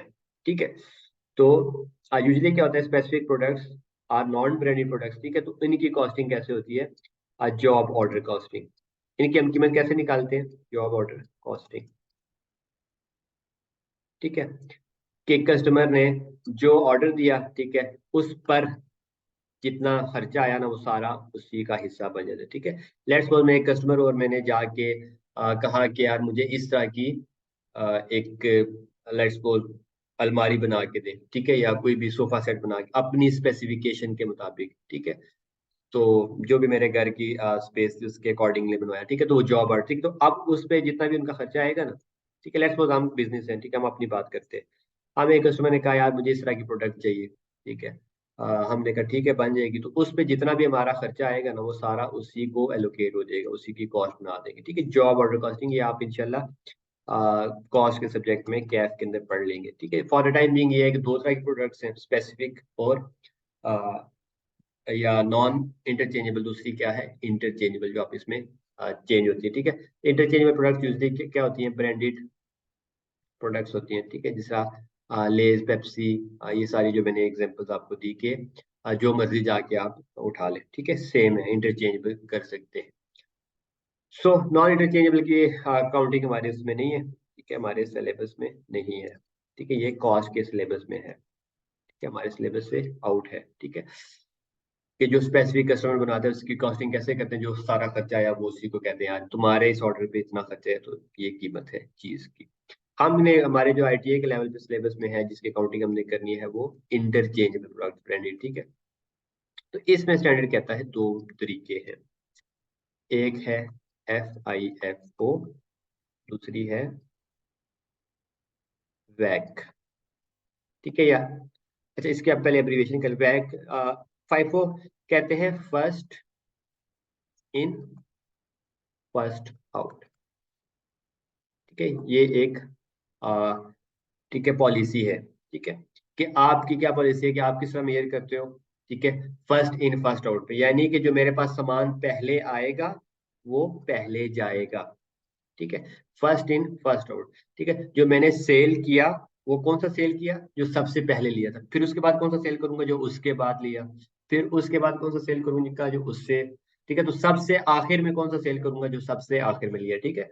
तो फर्स्ट इन फर्स्ट आउट मतलब जो सबसे पहले लिया वो सबसे पहले जाएगा, फिर फर्स्ट आउट जो पहले लिया वो पहले जाएगा, जो आखिर में लिया वो आखिर में जाएगा, ठीक है। जो क्लोजिंग में मेरे पास स्टॉक पड़ा होगा वो कौन सा होगा, जो सबसे आखिर में लिया, ठीक है। एक तो ये अप्रोच है कॉस्टिंग की। दूसरी है वेटेड एवरेज कॉस्ट, ठीक है।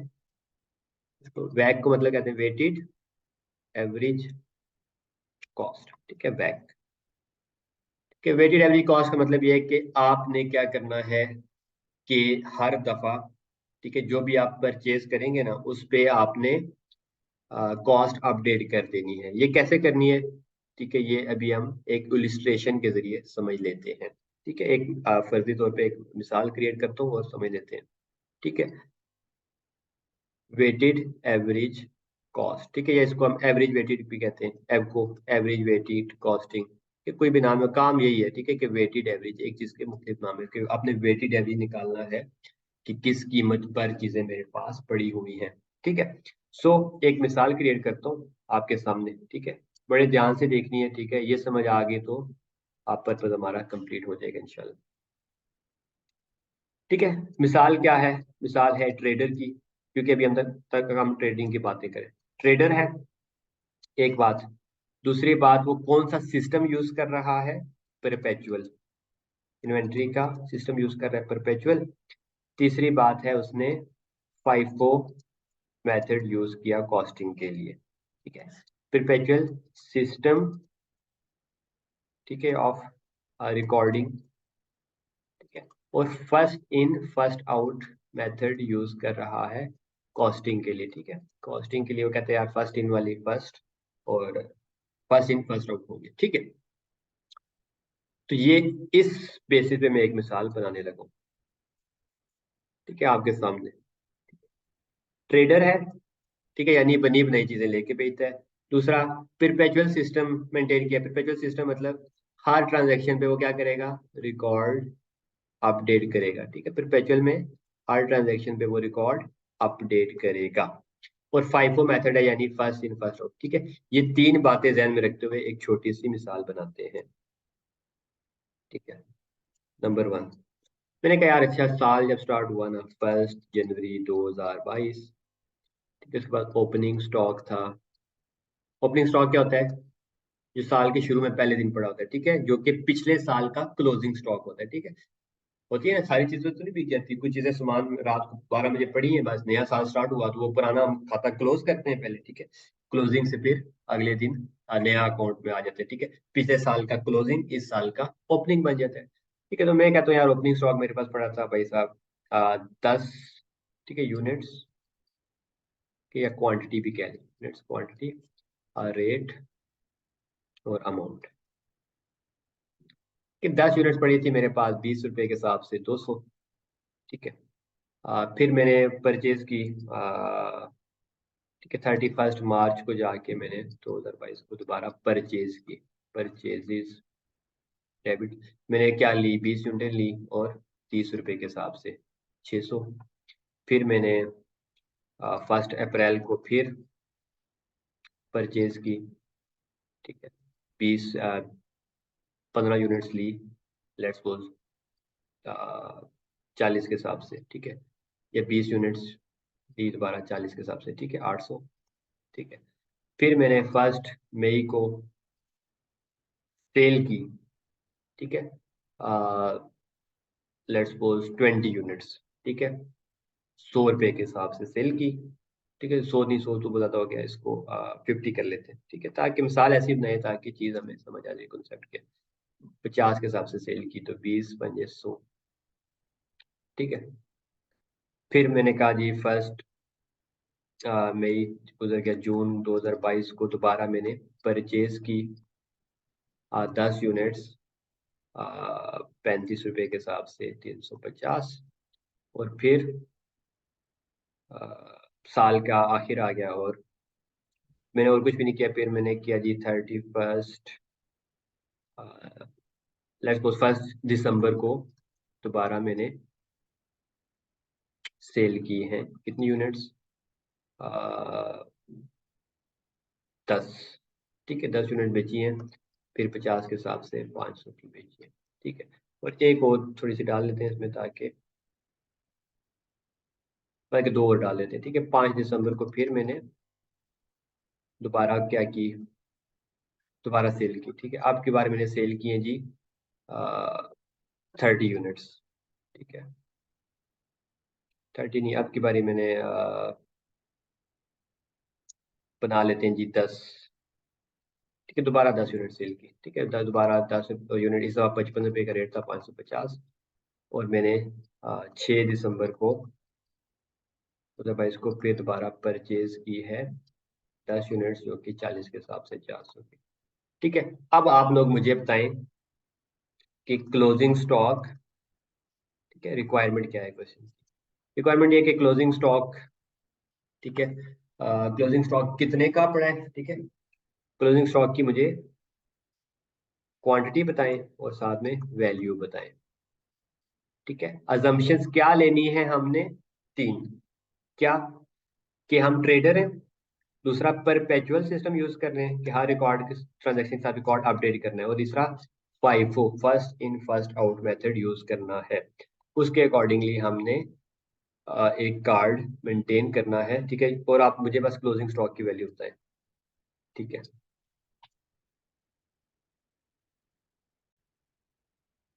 चलिए जी, हाँ स्टार्ट करते हैं, ठीक है। इसका तरीकाकार क्या है, ठीक है। अब हमने क्या कर रहे हैं, कौन सा मेथड यूज कर रहे हैं, कौन सा इन्वेंटरी सिस्टम, परपेचुअल। परपेचुअल में मतलब हर ट्रांजैक्शन पे हमें रिकॉर्ड अपडेट करना पड़ेगा, ठीक है। पीरियोडिक होता तो रोलिंग निजाम कहते हैं यार कुछ भी नहीं, बस साल के आखिरी दिन बैठ के देख लेंगे, ठीक है। अब हम कर रहे हैं परपेचुअल, तो हमें हर ट्रांजैक्शन पर रिकॉर्ड मेंटेन करना, ठीक है, जो भी ट्रांजैक्शन हुई, ठीक है। यहाँ पे देखें परचेज हुई, इस पे भी अपडेट करना पड़ेगा, परचेज पे सेल के बाद फिर अपडेट करना पड़ेगा, ठीक है। तो हर ट्रांजैक्शन पे हमें रिकॉर्ड अपडेट करना पड़ेगा, ठीक है। तो अब इस रिकॉर्ड को खाता, जो खाता बोलते हैं, ठीक है, उर्दू में या इंग्लिश में रिकॉर्ड कहते हैं, ठीक है, इसको मेंटेन करना है, ठीक है। इसको मेंटेन करने के लिए एक बनती है भाई साहब शीट, ठीक है, जिस शीट को हम बोलते हैं, क्या क्या बोल सकते हैं, ठीक है, स्टॉक शीट बोलते हैं, ठीक है, या इन्वेंट्री कार्ड नाम है इसके, ठीक है। स्टॉक शीट या इन्वेंट्री कार्ड बोलते हैं, ठीक है, कि हम एक अकाउंट मेंटेन करते हैं, ठीक है, एक अकाउंट नहीं, सॉर्ट ऑफ एक बनती कैसे उसकी शक्ल हम देख लेते हैं, इसे हम क्या कहते हैं, स्टॉक शीट या इन्वेंट्री कार्ड, जिसपे रिकॉर्ड आ रहा होता है, ठीक है, हर ट्रांजेक्शन बाय ट्रांजेक्शन। क्योंकि हम परपेचुअल है तो हमने क्या करना है, हर ट्रांजेक्शन पे रिकॉर्ड अपडेट करना है, ठीक है। ट्रांजेक्शन बाय ट्रांजेक्शन आपने रिकॉर्ड को अपडेट करना है। तो उसके लिए हम जो बनाते हैं स्टेटमेंट टाइप चीज, उसको हम क्या कहते हैं, इन्वेंट्री कार्ड या स्टॉक शीट, ठीक है। तो चलें जी बनाना शुरू करते हैं, ठीक है। इन्वेंट्री शीट या कार्ड बनाने का तरीकाकार, आपको आ, 3 हिस्से बनाने हैं पेज के, ठीक है। तो आप, मैं ये सजेस्ट करूंगा कि आप रजिस्टर पे एक पेज एक साइड पे, दूसरी साइड पे दूसरा पेज, ठीक है। तो एक पेज पे 2 कॉलम लगा लें, ठीक है, और एक पे भी 2, ठीक है, टोटल 4 कॉलम होने चाहिए। या आप रजिस्टर को इस तरह हॉरिजॉन्टली करके वहां पे भी 4 कॉलम बनाने, ठीक है। तो उसकी शक्ल कैसी होती है स्टॉक शीट की, वो हम देख लेते हैं, ठीक है। तो सबसे पहले तो इसमें आता है डेट, फिर डिस्क्रिप्शन जो भी है कि हुआ क्या, काम क्या रिकॉर्ड करने जा रहे हो, सेल रिकॉर्ड करने जा रहे हो, परचेज, सेल, रिटर्न, क्या चीज रिकॉर्ड करने जा रहे हो आप, ठीक है। फिर 3 कॉलम बनेंगे, ठीक है ये, ओके, ठीक है। राइटिंग मेरी थोड़ी सी तो इससे आपने घबराना नहीं है, ठीक है। एक कॉलम में आ गई हमारे पास, एक हिस्से में डेट, डिस्क्रिप्शन, फिर यहाँ पे आपने बनाना है stock in, stock in, stock in में लिखें quantity, rate, amount, quantity, rate and amount लिखनी है, ठीक है। फिर यहाँ पे, ठीक है, पहले कॉलम में क्या लिखना है आपने, पहले डब्बे में डेट डिस्क्रिप्शन, दूसरे में स्टॉक इन, तीसरे में स्टॉक आउट, जो स्टॉक आउट मतलब जो बाहर गया, ठीक है, बिकास यूजली क्या होती है, सेल्स वगैरह ही होती है, ठीक है। स्टॉक आउट को हम सेल्स भी लिख सकते हैं, ठीक है। Quantity, rate, amount, stock out. फिर तीसरा कॉलम होगा बैलेंस का, क्या बैलेंस, बैलेंस में भी क्या, क्वांटिटी। ये ऐसा कार्ड है जो अच्छा, इस कार्ड के ना एक फजाइल सुन लेते हैं, ठीक है। एक फजाइल इसका ये है कि आपको क्वांटिटी वाइज इंफॉर्मेशन देता है, ठीक है। ये देखें आपके पास क्या है, क्वांटिटी, क्या फाइनेंशियल स्टेटमेंट्स में, एक सवाल है, ठीक है, क्वेश्चन, क्या फाइनेंशियल स्टेटमेंट्स में इन्वेंट्री की क्वांटिटी आ रही होती है, बताएं। किसी ने देखी हो फाइनेंशियल जितनी अभी तक हमने पढ़ी है, नहीं, बिल्कुल नहीं आती, ठीक है। फाइनेंशियल स्टेटमेंट में सिर्फ वैल्यू आती है, पीपीई की भी कोई क्वांटिटी नहीं आती, जो भी हमें आती है, क्योंकि ये क्या फाइनेंशियल स्टेटमेंट, बस कि इतना रुपए का सामान हमारे पास पड़ा है, ठीक है। फाइनेंशियली बता देते हैं कि 10 लाख का सामान पड़ा है, 20 लाख का, क्वांटिटी नहीं आ रही होती, जस्ट अमाउंट आ रही होती है, ठीक है। लेकिन स्टॉक कार्ड जो मेंटेन करते हैं इंटरनल पर्पज के लिए, ठीक है, अपने मकासद के लिए, उसमें हर चीज की क्वांटिटी वाइज इंफॉर्मेशन आ रही होती है, ठीक है। ये देखिए क्वांटिटी, रेट और अमाउंट, ठीक है। तो हर चीज की क्वांटिटी साथ साथ आ रही, कितना क्वांटिटी आई हमारे पास, कितनी क्वांटिटी गई है, ठीक है, हमारे पास तो क्वांटिटी वाइज इंफॉर्मेशन आ रही होती है। चलें जी, इसको मैंने नीड कर दिया थोड़ा सा, ठीक है। And again apologies for this writing, ठीक है। लेकिन इंशाल्लाह कॉन्सेप्ट हम डिटेल में कवर कर लेते हैं, उसमें कोई इशू नहीं है इंशाल्लाह, ठीक है। अच्छा, हमने क्या कहा था, इस तरह की शक्ल का होगा स्टॉक शीट या इन्वेंट्री लेजर भी कह लें इसको, इसमें हम transaction bye transaction record update करते हैं और साथ में क्वांटिटी भी आती है, ठीक है। तो एक फायदा क्या है, इसमें क्वांटिटी आ रही होती है, हालांकि फाइनेंशियल स्टेटमेंट में क्वांटिटी नहीं आती, उसमें तो बस अमाउंट बता रहे होते हैं ना, तो इसमें हम क्वांटिटी आती है और हम transaction bye transaction rate update करते हैं, ठीक है। Transaction bye transaction, sorry, inventory का रिकॉर्ड अपडेट करते हैं, क्यों, क्योंकि हम परपेचुअल सिस्टम यूज करें और हमने क्या कहा था, हर ट्रांजैक्शन के साथ रिकॉर्ड अपडेट होगा। सो सबसे पहले हम देखते हैं क्वेश्चन में क्या लिखा हुआ है। क्वेश्चन में लिखा है कि भाई 1 जनवरी को ओपनिंग स्टॉक बढ़ा है, ठीक है, 10 यूनिट्स हैं, 20 रुपए के हिसाब से 200, तो इसको हम लिख लेते हैं। तो फर्स्ट जनवरी को, इसको क्या है, ओपनिंग, ओपनिंग स्टॉक, ठीक है। तो ये बैलेंस में जाएगा ना, कितनी क्वांटिटी है, 10 यूनिट्स पड़ी हैं, 20 रुपए के हिसाब से 200, ठीक है। यहाँ पे ये अकाउंट क्लोज हो जाएगा, बैलेंस में आ गया, ठीक है, ओपनिंग स्टॉक, फाइन। फिर हमने क्या कहा, ट्रांजैक्शन बाय ट्रांजैक्शन और डेट वाइज, ठीक है, दो चीजें इसमें नोट कर ली, क्या, ट्रांजैक्शन बाय ट्रांजैक्शन चलना है हमने, हर ट्रांजैक्शन के बाद अपडेट करना है, ठीक है, ट्रांजैक्शन बाय ट्रांजैक्शन, ठीक है, एंड डेट वाइज, ठीक है। ये दो, जब मैं आपको आई कैप का अभी सवाल कराऊंगा ना, उसमें भी आपको ये नजर आएगी कि डेट वेरी इंपॉर्टेंट है, ठीक है। अभी हमने तो देखे, सवाल आपके सामने मैंने बनाया ना, तो हमने तो डेट डेट का ख्याल रखा है कि हाँ डेट वाइज हो, ठीक है। लेकिन सवाल में हो सकता है आगे पीछे डाटा दिया, तो सबसे पहले आपने इसको क्या करना है, डेट वाइज सेट करना है, ठीक है, ये बहुत इंपॉर्टेंट है। एक भी डेट आगे पीछे की सारा रिकॉर्ड गलत हो जाएगा, और ट्रांजैक्शन बाय ट्रांजैक्शन लेके चलना है, ठीक है। ओपनिंग स्टॉक की हमने पोस्टिंग कर दी बिल्कुल। फिर परचेजेस 20 यूनिट्स परचेज किए 30 रुपए के हिसाब से 600 का, तो इसको भी लिख लेते हैं, ठीक है। क्या 20 परचेजेस किए, ठीक है, 31 मार्च को 20 यूनिट्स 30 रुपए के हिसाब से। 31 मार्च को परचेज हुई, ठीक है। परचेज को यहाँ पे लिखेंगे स्टॉक इन, ठीक है, अंदर सामान आया हमारे पास, ठीक है। ये इसको हम परचेज इन भी कह सकते हैं, या रिसीट भी कह सकते हैं कि हमें रिसीव हुआ है ना। इसी तरह स्टॉक आउट को हम सामान जो हमारे पास से चला गया वो भी कह सकते हैं, इशू भी कह सकते हैं, जो इशू हुआ, या कॉस्ट ऑफ सेल, जो चीजें बिक की उनकी कॉस्ट क्या है, ठीक है। तो हमने 31 मार्च को सामान खरीदा, क्या 20 यूनिट 30 रुपए के हिसाब से खरीदी 600, 20 यूनिट्स 30 रुपए के हिसाब से खरीदी 600 की, ठीक है। परचेज, ठीक है, तो उसको स्टॉक इन वाले कॉलम में लिखा कि हमारे पास सामान आया। अब सवाल यहाँ पे, इसके बाद सवाल ये पैदा होता है कि हम कौन सा कॉस्टिंग का मेथड यूज कर रहे थे, ठीक है। क्या हम फाइफो यूज कर रहे थे या वेटेड एवरेज? इस सवाल में हम फाइफो, ठीक है। तो फाइफो में क्या होता है कि हर रिकॉर्ड अलग अलग आ रहा होता है, ठीक है। यानी कि अब मेरे पास 10 रुपए ओपनिंग वाली यूनिट्स पड़ी हैं 20 रुपए के हिसाब से 200, साथ में अब ये एडिशन हो गई है 20 30 रुपए के हिसाब से 600, ठीक है। उसको नहीं छेड़ना, फर्स्ट इन वाला उसी तरह पड़ा रहेगा, बाद में जो आया वो अलग से नीचे साथ ऐड हो जाएगा, ठीक है। ये याद रखनी है फाइफो में, ठीक है। दो एंट्री हमने पोस्ट कर ली, ठीक है, दो रिकॉर्ड।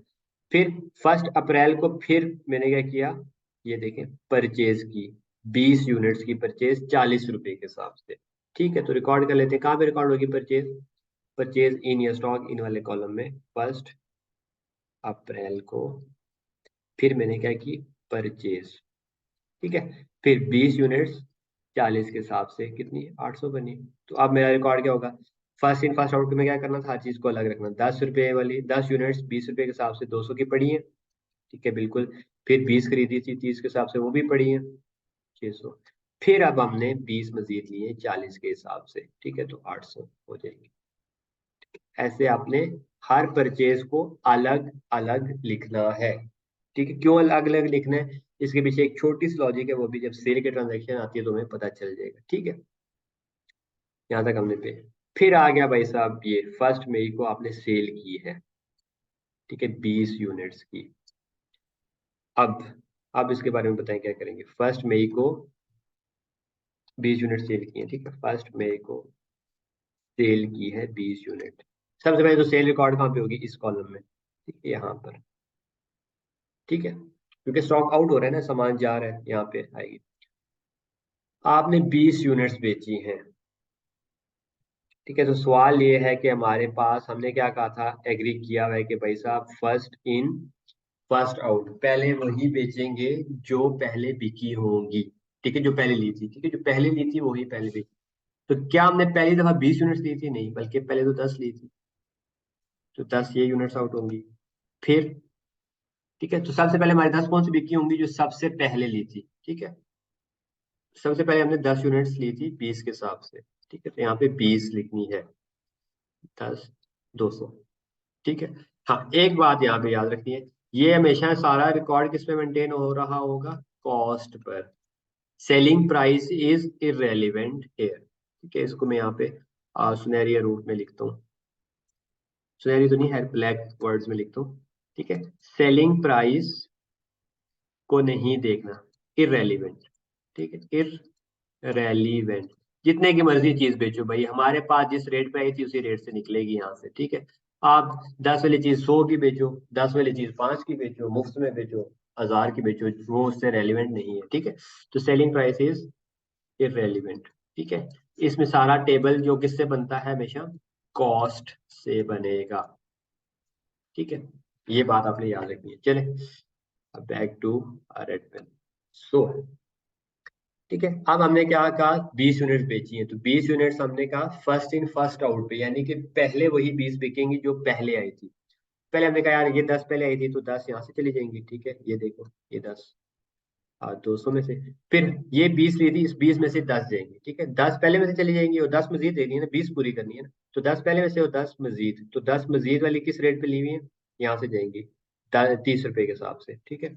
तो क्योंकि हमने कहा कॉस्ट पे चलेगा, सेल प्राइस जितने की मर्जी बेची, इसीलिए देखा मैंने सवाल में सेल प्राइस पड़ी नहीं है, मैंने कहा अच्छा इतनी यूनिट्स की है बस, ठीक है। आज 300, ठीक है। तो फर्स्ट इन वाली फर्स्ट आउट होगी, तो अब बकाया क्या बचा, बैलेंस, ठीक है, बैलेंस कॉलम में क्या लिखना है, जो बकाया बचा, बकाया क्या बचा जी, ये वाली 10 थी, चली गई, अभी एंड में मेरे पास नहीं पड़ी। ये 20 थी, 20 में से 10 चली गई, 10 हाँ पड़ी है, तो 10 पड़ी है, किस रेट पे पड़ी है, वही रेट है ना, रेट तो नहीं चेंज होगा ना, 30 पे 300, ठीक है। फिर आखिरी 20 पे तो किसी ने छेड़ा ही नहीं है, तो वो उसी तरह पड़ी है, 20 40 के हिसाब से 800, ठीक है। तो ये है जी फर्स्ट इन फर्स्ट आउट का मतलब, ठीक है। के सामान बेचते वक्त आपने सिर्फ क्वांटिटी देखनी है, ठीक है, रेट सेल प्राइस इररेलेवेंट, जिस चीज पे आपने लिखी हुई है कॉस्ट उसी पे आउट होगी, ठीक है। तो हमने क्या किया, 10 यूनिट बेची, हमने कहा पहले ये बिक जाएंगी खत्म, फिर 10 मजीद बेचनी है, तो इन 20 में से वो बिकेगी, ठीक है, क्योंकि फर्स्ट इन फर्स्ट आउट, ठीक है। तो इसमें अब इसमें से भी अगर लेट्स सपोज यहाँ पे मैं कहता 40 बिकी है, तो 10 ये बिकती, 20 ये बिकती, 30, और फिर आखिर में जाके 10 इसमें से बिकती, ठीक है, आखिर में जाके। तो ये फर्स्ट इन फर्स्ट आउट के पीछे लॉजिक है। चलें जी, अब हमारे पास इतना बैलेंस आ गया, ठीक है। अब देखते हैं जी फर्स्ट मई के बाद क्या हुआ है। फर्स्ट मई के बाद भाई साहब ने फिर परचेज कर ली है, ठीक है। हाँ, परचेज में तो जहरी बात है, कॉस्ट हमारे लिए रेलिवेंट है, ठीक है, सिर्फ सेल में हमने कहा था कॉस्ट नहीं देखनी।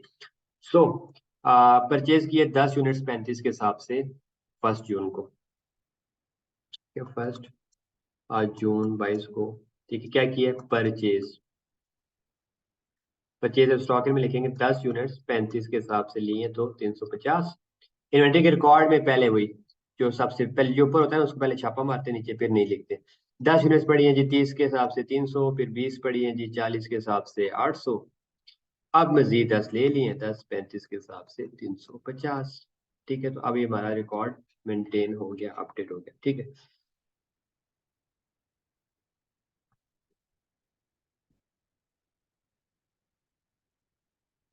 ठीक है, राइटिंग और ड्राइंग पे मत जाइएगा काइंडली, ठीक है। मैं कोशिश कीजिएगा कॉन्सेप्ट समझें आप, इतनी चलो है राइटिंग अल्हम्दुलिल्लाह की समझ आपको आ जाएगी, ठीक है। आई कैप के एग्जामिनर को भी समझ आ गई थी, इसीलिए अल्हम्दुलिल्लाह उसने पास कर दिए हैं सारे पेपर, ठीक है। चलें, परचेज वाली ट्रांजेक्शन रिकॉर्ड कर दी, फिर सेल, 1 दिसंबर को फिर सेल हुई 10 यूनिट्स, ठीक है। तो हमने क्या कहा था, सेल में सेलिंग प्राइस को देखने की जरूरत नहीं है, बस यूनिट्स जितनी बिकी बिकी, ठीक है। तो 1 दिसंबर को, ठीक है, 1 दिसंबर 2022 को मैंने किया सेल, सेल किया तो पहले स्टॉक आउट वाले कॉलम में आएगी, और 10 यूनिट, तो 10 कौन सी बेची होंगी, ये वाली, ये वाली या ये वाली, ये वाली, ठीक, क्यों, क्योंकि जो पहले आया वो पहले जाएगा, तो सबसे पहले यही आई थी, तो 10 यूनिट मैंने बेची, किस रेट पे पड़ी है पहले वाली, यहाँ से आप देख लें, 30 के हिसाब से तो 300, ये चलेगी। बस पीछे कितनी रह गई हैं, 20 रह गई हैं 40 के हिसाब से 800, ठीक है, और 10 रह गई हैं 35 के हिसाब से 350, ठीक है। अगेन कह रहा हूँ, राइटिंग लाइनों पे फोकस मत कीजिएगा, कॉन्सेप्ट पे फोकस कीजिएगा, ठीक है। अच्छा जी, ये भी हमने रिकॉर्ड कर दिया, ठीक है। देखिए इसमें क्या समझ आ रही है हमें, हर ट्रांजैक्शन पर हम रिकॉर्ड अपडेट कर रहे हैं, फिर 5 दिसंबर को फिर सेल करनी है 10 यूनिट्स, अच्छा, ठीक है, 5 दिसंबर को 10 यूनिट्स, ठीक है। सेलिंग प्राइस को मेरे लिए रेलिवेंट नहीं है, क्योंकि मैं तो इन्वेंट्री का खाता मेंटेन करूँ, इन्वेंट्री किस रेट पे आई और उसी रेट पे चलेगी बस, ठीक है, कितने की बेची वही रेलिवेंट है। तो क्या था जी, 5 दिसंबर को था, फिर मैंने 10 यूनिट सेल की, सेल किए तो यहाँ पे सेलिंग वाले कॉलम में आएगी ना, ठीक है, स्टॉक इशू आउट वाले 10 यूनिट्स, ठीक है, 10 यूनिट दोबारा भेज, तो 10 किस पे से गई होंगी, इसमें से, इसमें से नहीं, बल्कि हमने कहा इसमें से, क्योंकि फर्स्ट इन फर्स्ट आउट, तो 20 में से 10 चली गई होंगी किस रेट पर, 40, ठीक है, क्योंकि सेल प्राइस इरेलीवेंट है, ठीक है, कॉस्ट पे आएगा, तो 10 40 हजार 400, बस चलेगी। बाकी बकाया कितना, 20 में से 10 चलेगी, तो 10 40 के हिसाब से भी पड़ी है हमारे पास, क्योंकि फर्स्ट इन फर्स्ट आउट, जो पहले आया वो पहले गया, बाद में 10 आया 35 के हिसाब से, तो ये उसी तरह पड़ा है, ठीक है, यहाँ तक कोई इशू। फिर आखिरी हमारे साल के जी हुई है ट्रांजैक्शन 6 को, फिर हमने मजीद परचेज कर लिए 10 यूनिट 40 के हिसाब से, ठीक है, 6 दिसंबर को, ठीक है, 6 दिसंबर को दोबारा आपने परचेज की है क्या, 10 यूनिट परचेज के बाद, हाँ रेट जिस रेट पे सारी बातें मिली वही लिखेंगे ना, 400। और आप दोबारा 10 यूनिट्स पड़ी है हमारे पास 40 के हिसाब से, जो ऊपर वाला होता है ना वो सबसे पहले इसी तरह आता है, ठीक है। 10 पड़ी है 35 के हिसाब से 350, 10 मजीद आ गई फिर 40 के हिसाब से तो 400, ठीक है। ये क्वेश्चन एक की लिमिटेशन मैंने ऐसे बनाया है, ठीक है, तो आपने अलग अलग लिखना है, ठीक है। बस ये हमारे पास आ जाएगा। इसके बाद कोई ट्रांजेक्शन हुई नहीं, इसके बाद बस 31 दिसंबर आ गया, 31 दिसंबर 2022 ईयर एंड आ गया, ठीक है। तो मैंने आपको क्या कहा था कि मुझे भाई साहब बताओ, क्या बताओ, क्लोजिंग स्टॉक की क्वांटिटी, ठीक है ये, और वैल्यू बताओ, ठीक है। तो क्वांटिटी आपने कहा सर जी, क्वांटिटी हमारे पास 10 10 10 30 30 यूनिट्स पड़े हैं, ठीक है। उनकी वैल्यू कितनी है, 800 जमा 400 1200, 1200 जमा 350, 12 13 14 15 1550, ठीक है। ये फिगर 1550 चली जाएगी किसमें, फाइनेंशियल स्टेटमेंट्स के अंदर, कहाँ पे, स्टेटमेंट ऑफ फाइनेंशियल पोजीशन के अंदर, कहाँ पे, करंट एसिड्स में, करंट एसेट्स में जाएगी। और कहाँ कैसे क्या जाएगी, एज एन इन्वेंट्री, कि भाई साहब कंपनी के पास इतनी इन्वेंट्री, ठीक है। इस इन्वेंट्री की फिगर को मैंने क्या कहा, फाइनेंशियल स्टेटमेंट में जाएगी, financial position statement, financial position के अंदर करंट एसेट। लेकिन उस करंट एसेट से लिखने से पहले मैंने क्या कहा था, शुरू में याद करें, कॉस्ट एंड एनआरवी का मुकाबला करा लें, जो लोअर है उस पर जाएगी, ठीक है। खैर वो हम जब सवाल देखेंगे तो फिर अभी हम ये जूम करते हैं, ऐसा कोई चक्कर नहीं है, बस कॉस्ट एंड सर्विस बराबर थी तो बस फाइनेंशियल स्टेटमेंट इन्वेंट्री कितने की आ रही होगी, 1550 की।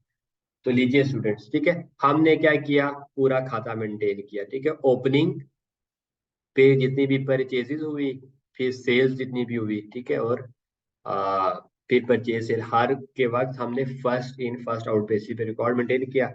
और साल के आखिर में मैंने आपको बता दी इतनी यूनिट्स पड़ी हैं, टोटल इतनी अमाउंट है, ठीक है। रेट स्टिल डिफरेंट है क्योंकि first in first out, 10 units पड़ी हैं 40 के हिसाब से, 10 पड़ी हैं 35 के हिसाब से, फिर आखिर 10 भी अनफॉर्चुनेटली 40 के हिसाब से पड़ी हैं, तो 1550 की इन्वेंट्री मेरे फाइनेंशियल स्टेटमेंट्स में आएगी after comparison with the NRV. ये वाला चक्कर मैंने कहा अभी नहीं है, ठीक है, फॉर द टाइम बिंग, क्योंकि पहला लेक्चर है तो ये हम अज्यूम करते नहीं, ठीक है। तो आई होप सो कि यहाँ तक आपको क्लियर होगा। आपने करना क्या आज के लिए, दोबारा से इन्वेंट्री के स्कोप से, कॉस्टिंग से लेके, ठीक है, यहाँ तक ये वाला सवाल दोबारा अटेम्प्ट करने का, ठीक है। बस बाकी ये मेहनत करनी है जरूर, ठीक है, जिसने वाकई ही सीए करना है ना, ठीक है, CA chartered accountant first attempt में इंशाल्लाह आप पास करेंगे, ठीक है। बस आपने रोज का काम रोज करना है, तो आप ये सवाल देख के आइएगा, ठीक है। कोई भी इशू हुआ तो हम कल डिस्कस करेंगे, ठीक है। तो हमने किया क्या, ट्रेडर परपेचुअल है कि हर ट्रांजेक्शन में रिकॉर्ड अपडेट करते हैं, और तीसरा फाइफो मेथड यूज करते हैं, फर्स्ट इन फर्स्ट आउट की बेसिस पे हमने सवाल हल कर लिया है, ठीक है। इसको गौर से देखिएगा, बल्कि पॉज कर करके साथ साथ लिखिएगा, ठीक है। कोई इशू हुआ तो हम कल डिस्कस कर लेंगे, ठीक है। कल के लेक्चर में हम इंशाल्लाह परपेचुअल को वेटेड एवरेज से सॉल्व करने की कोशिश करेंगे, ठीक है। दो मेथड बताए थे ना, ये देखें, फाइफो, ठीक है, ये कल हम इसको वेटेड एवरेज से सॉल्व करेंगे, ठीक है। तो कल तक के लिए अपना ख्याल रखिएगा, ठीक है, मैनेज कीजिएगा, इंशाल्लाह कल मुलाकात होगी, ठीक है। अल्लाह हाफिज।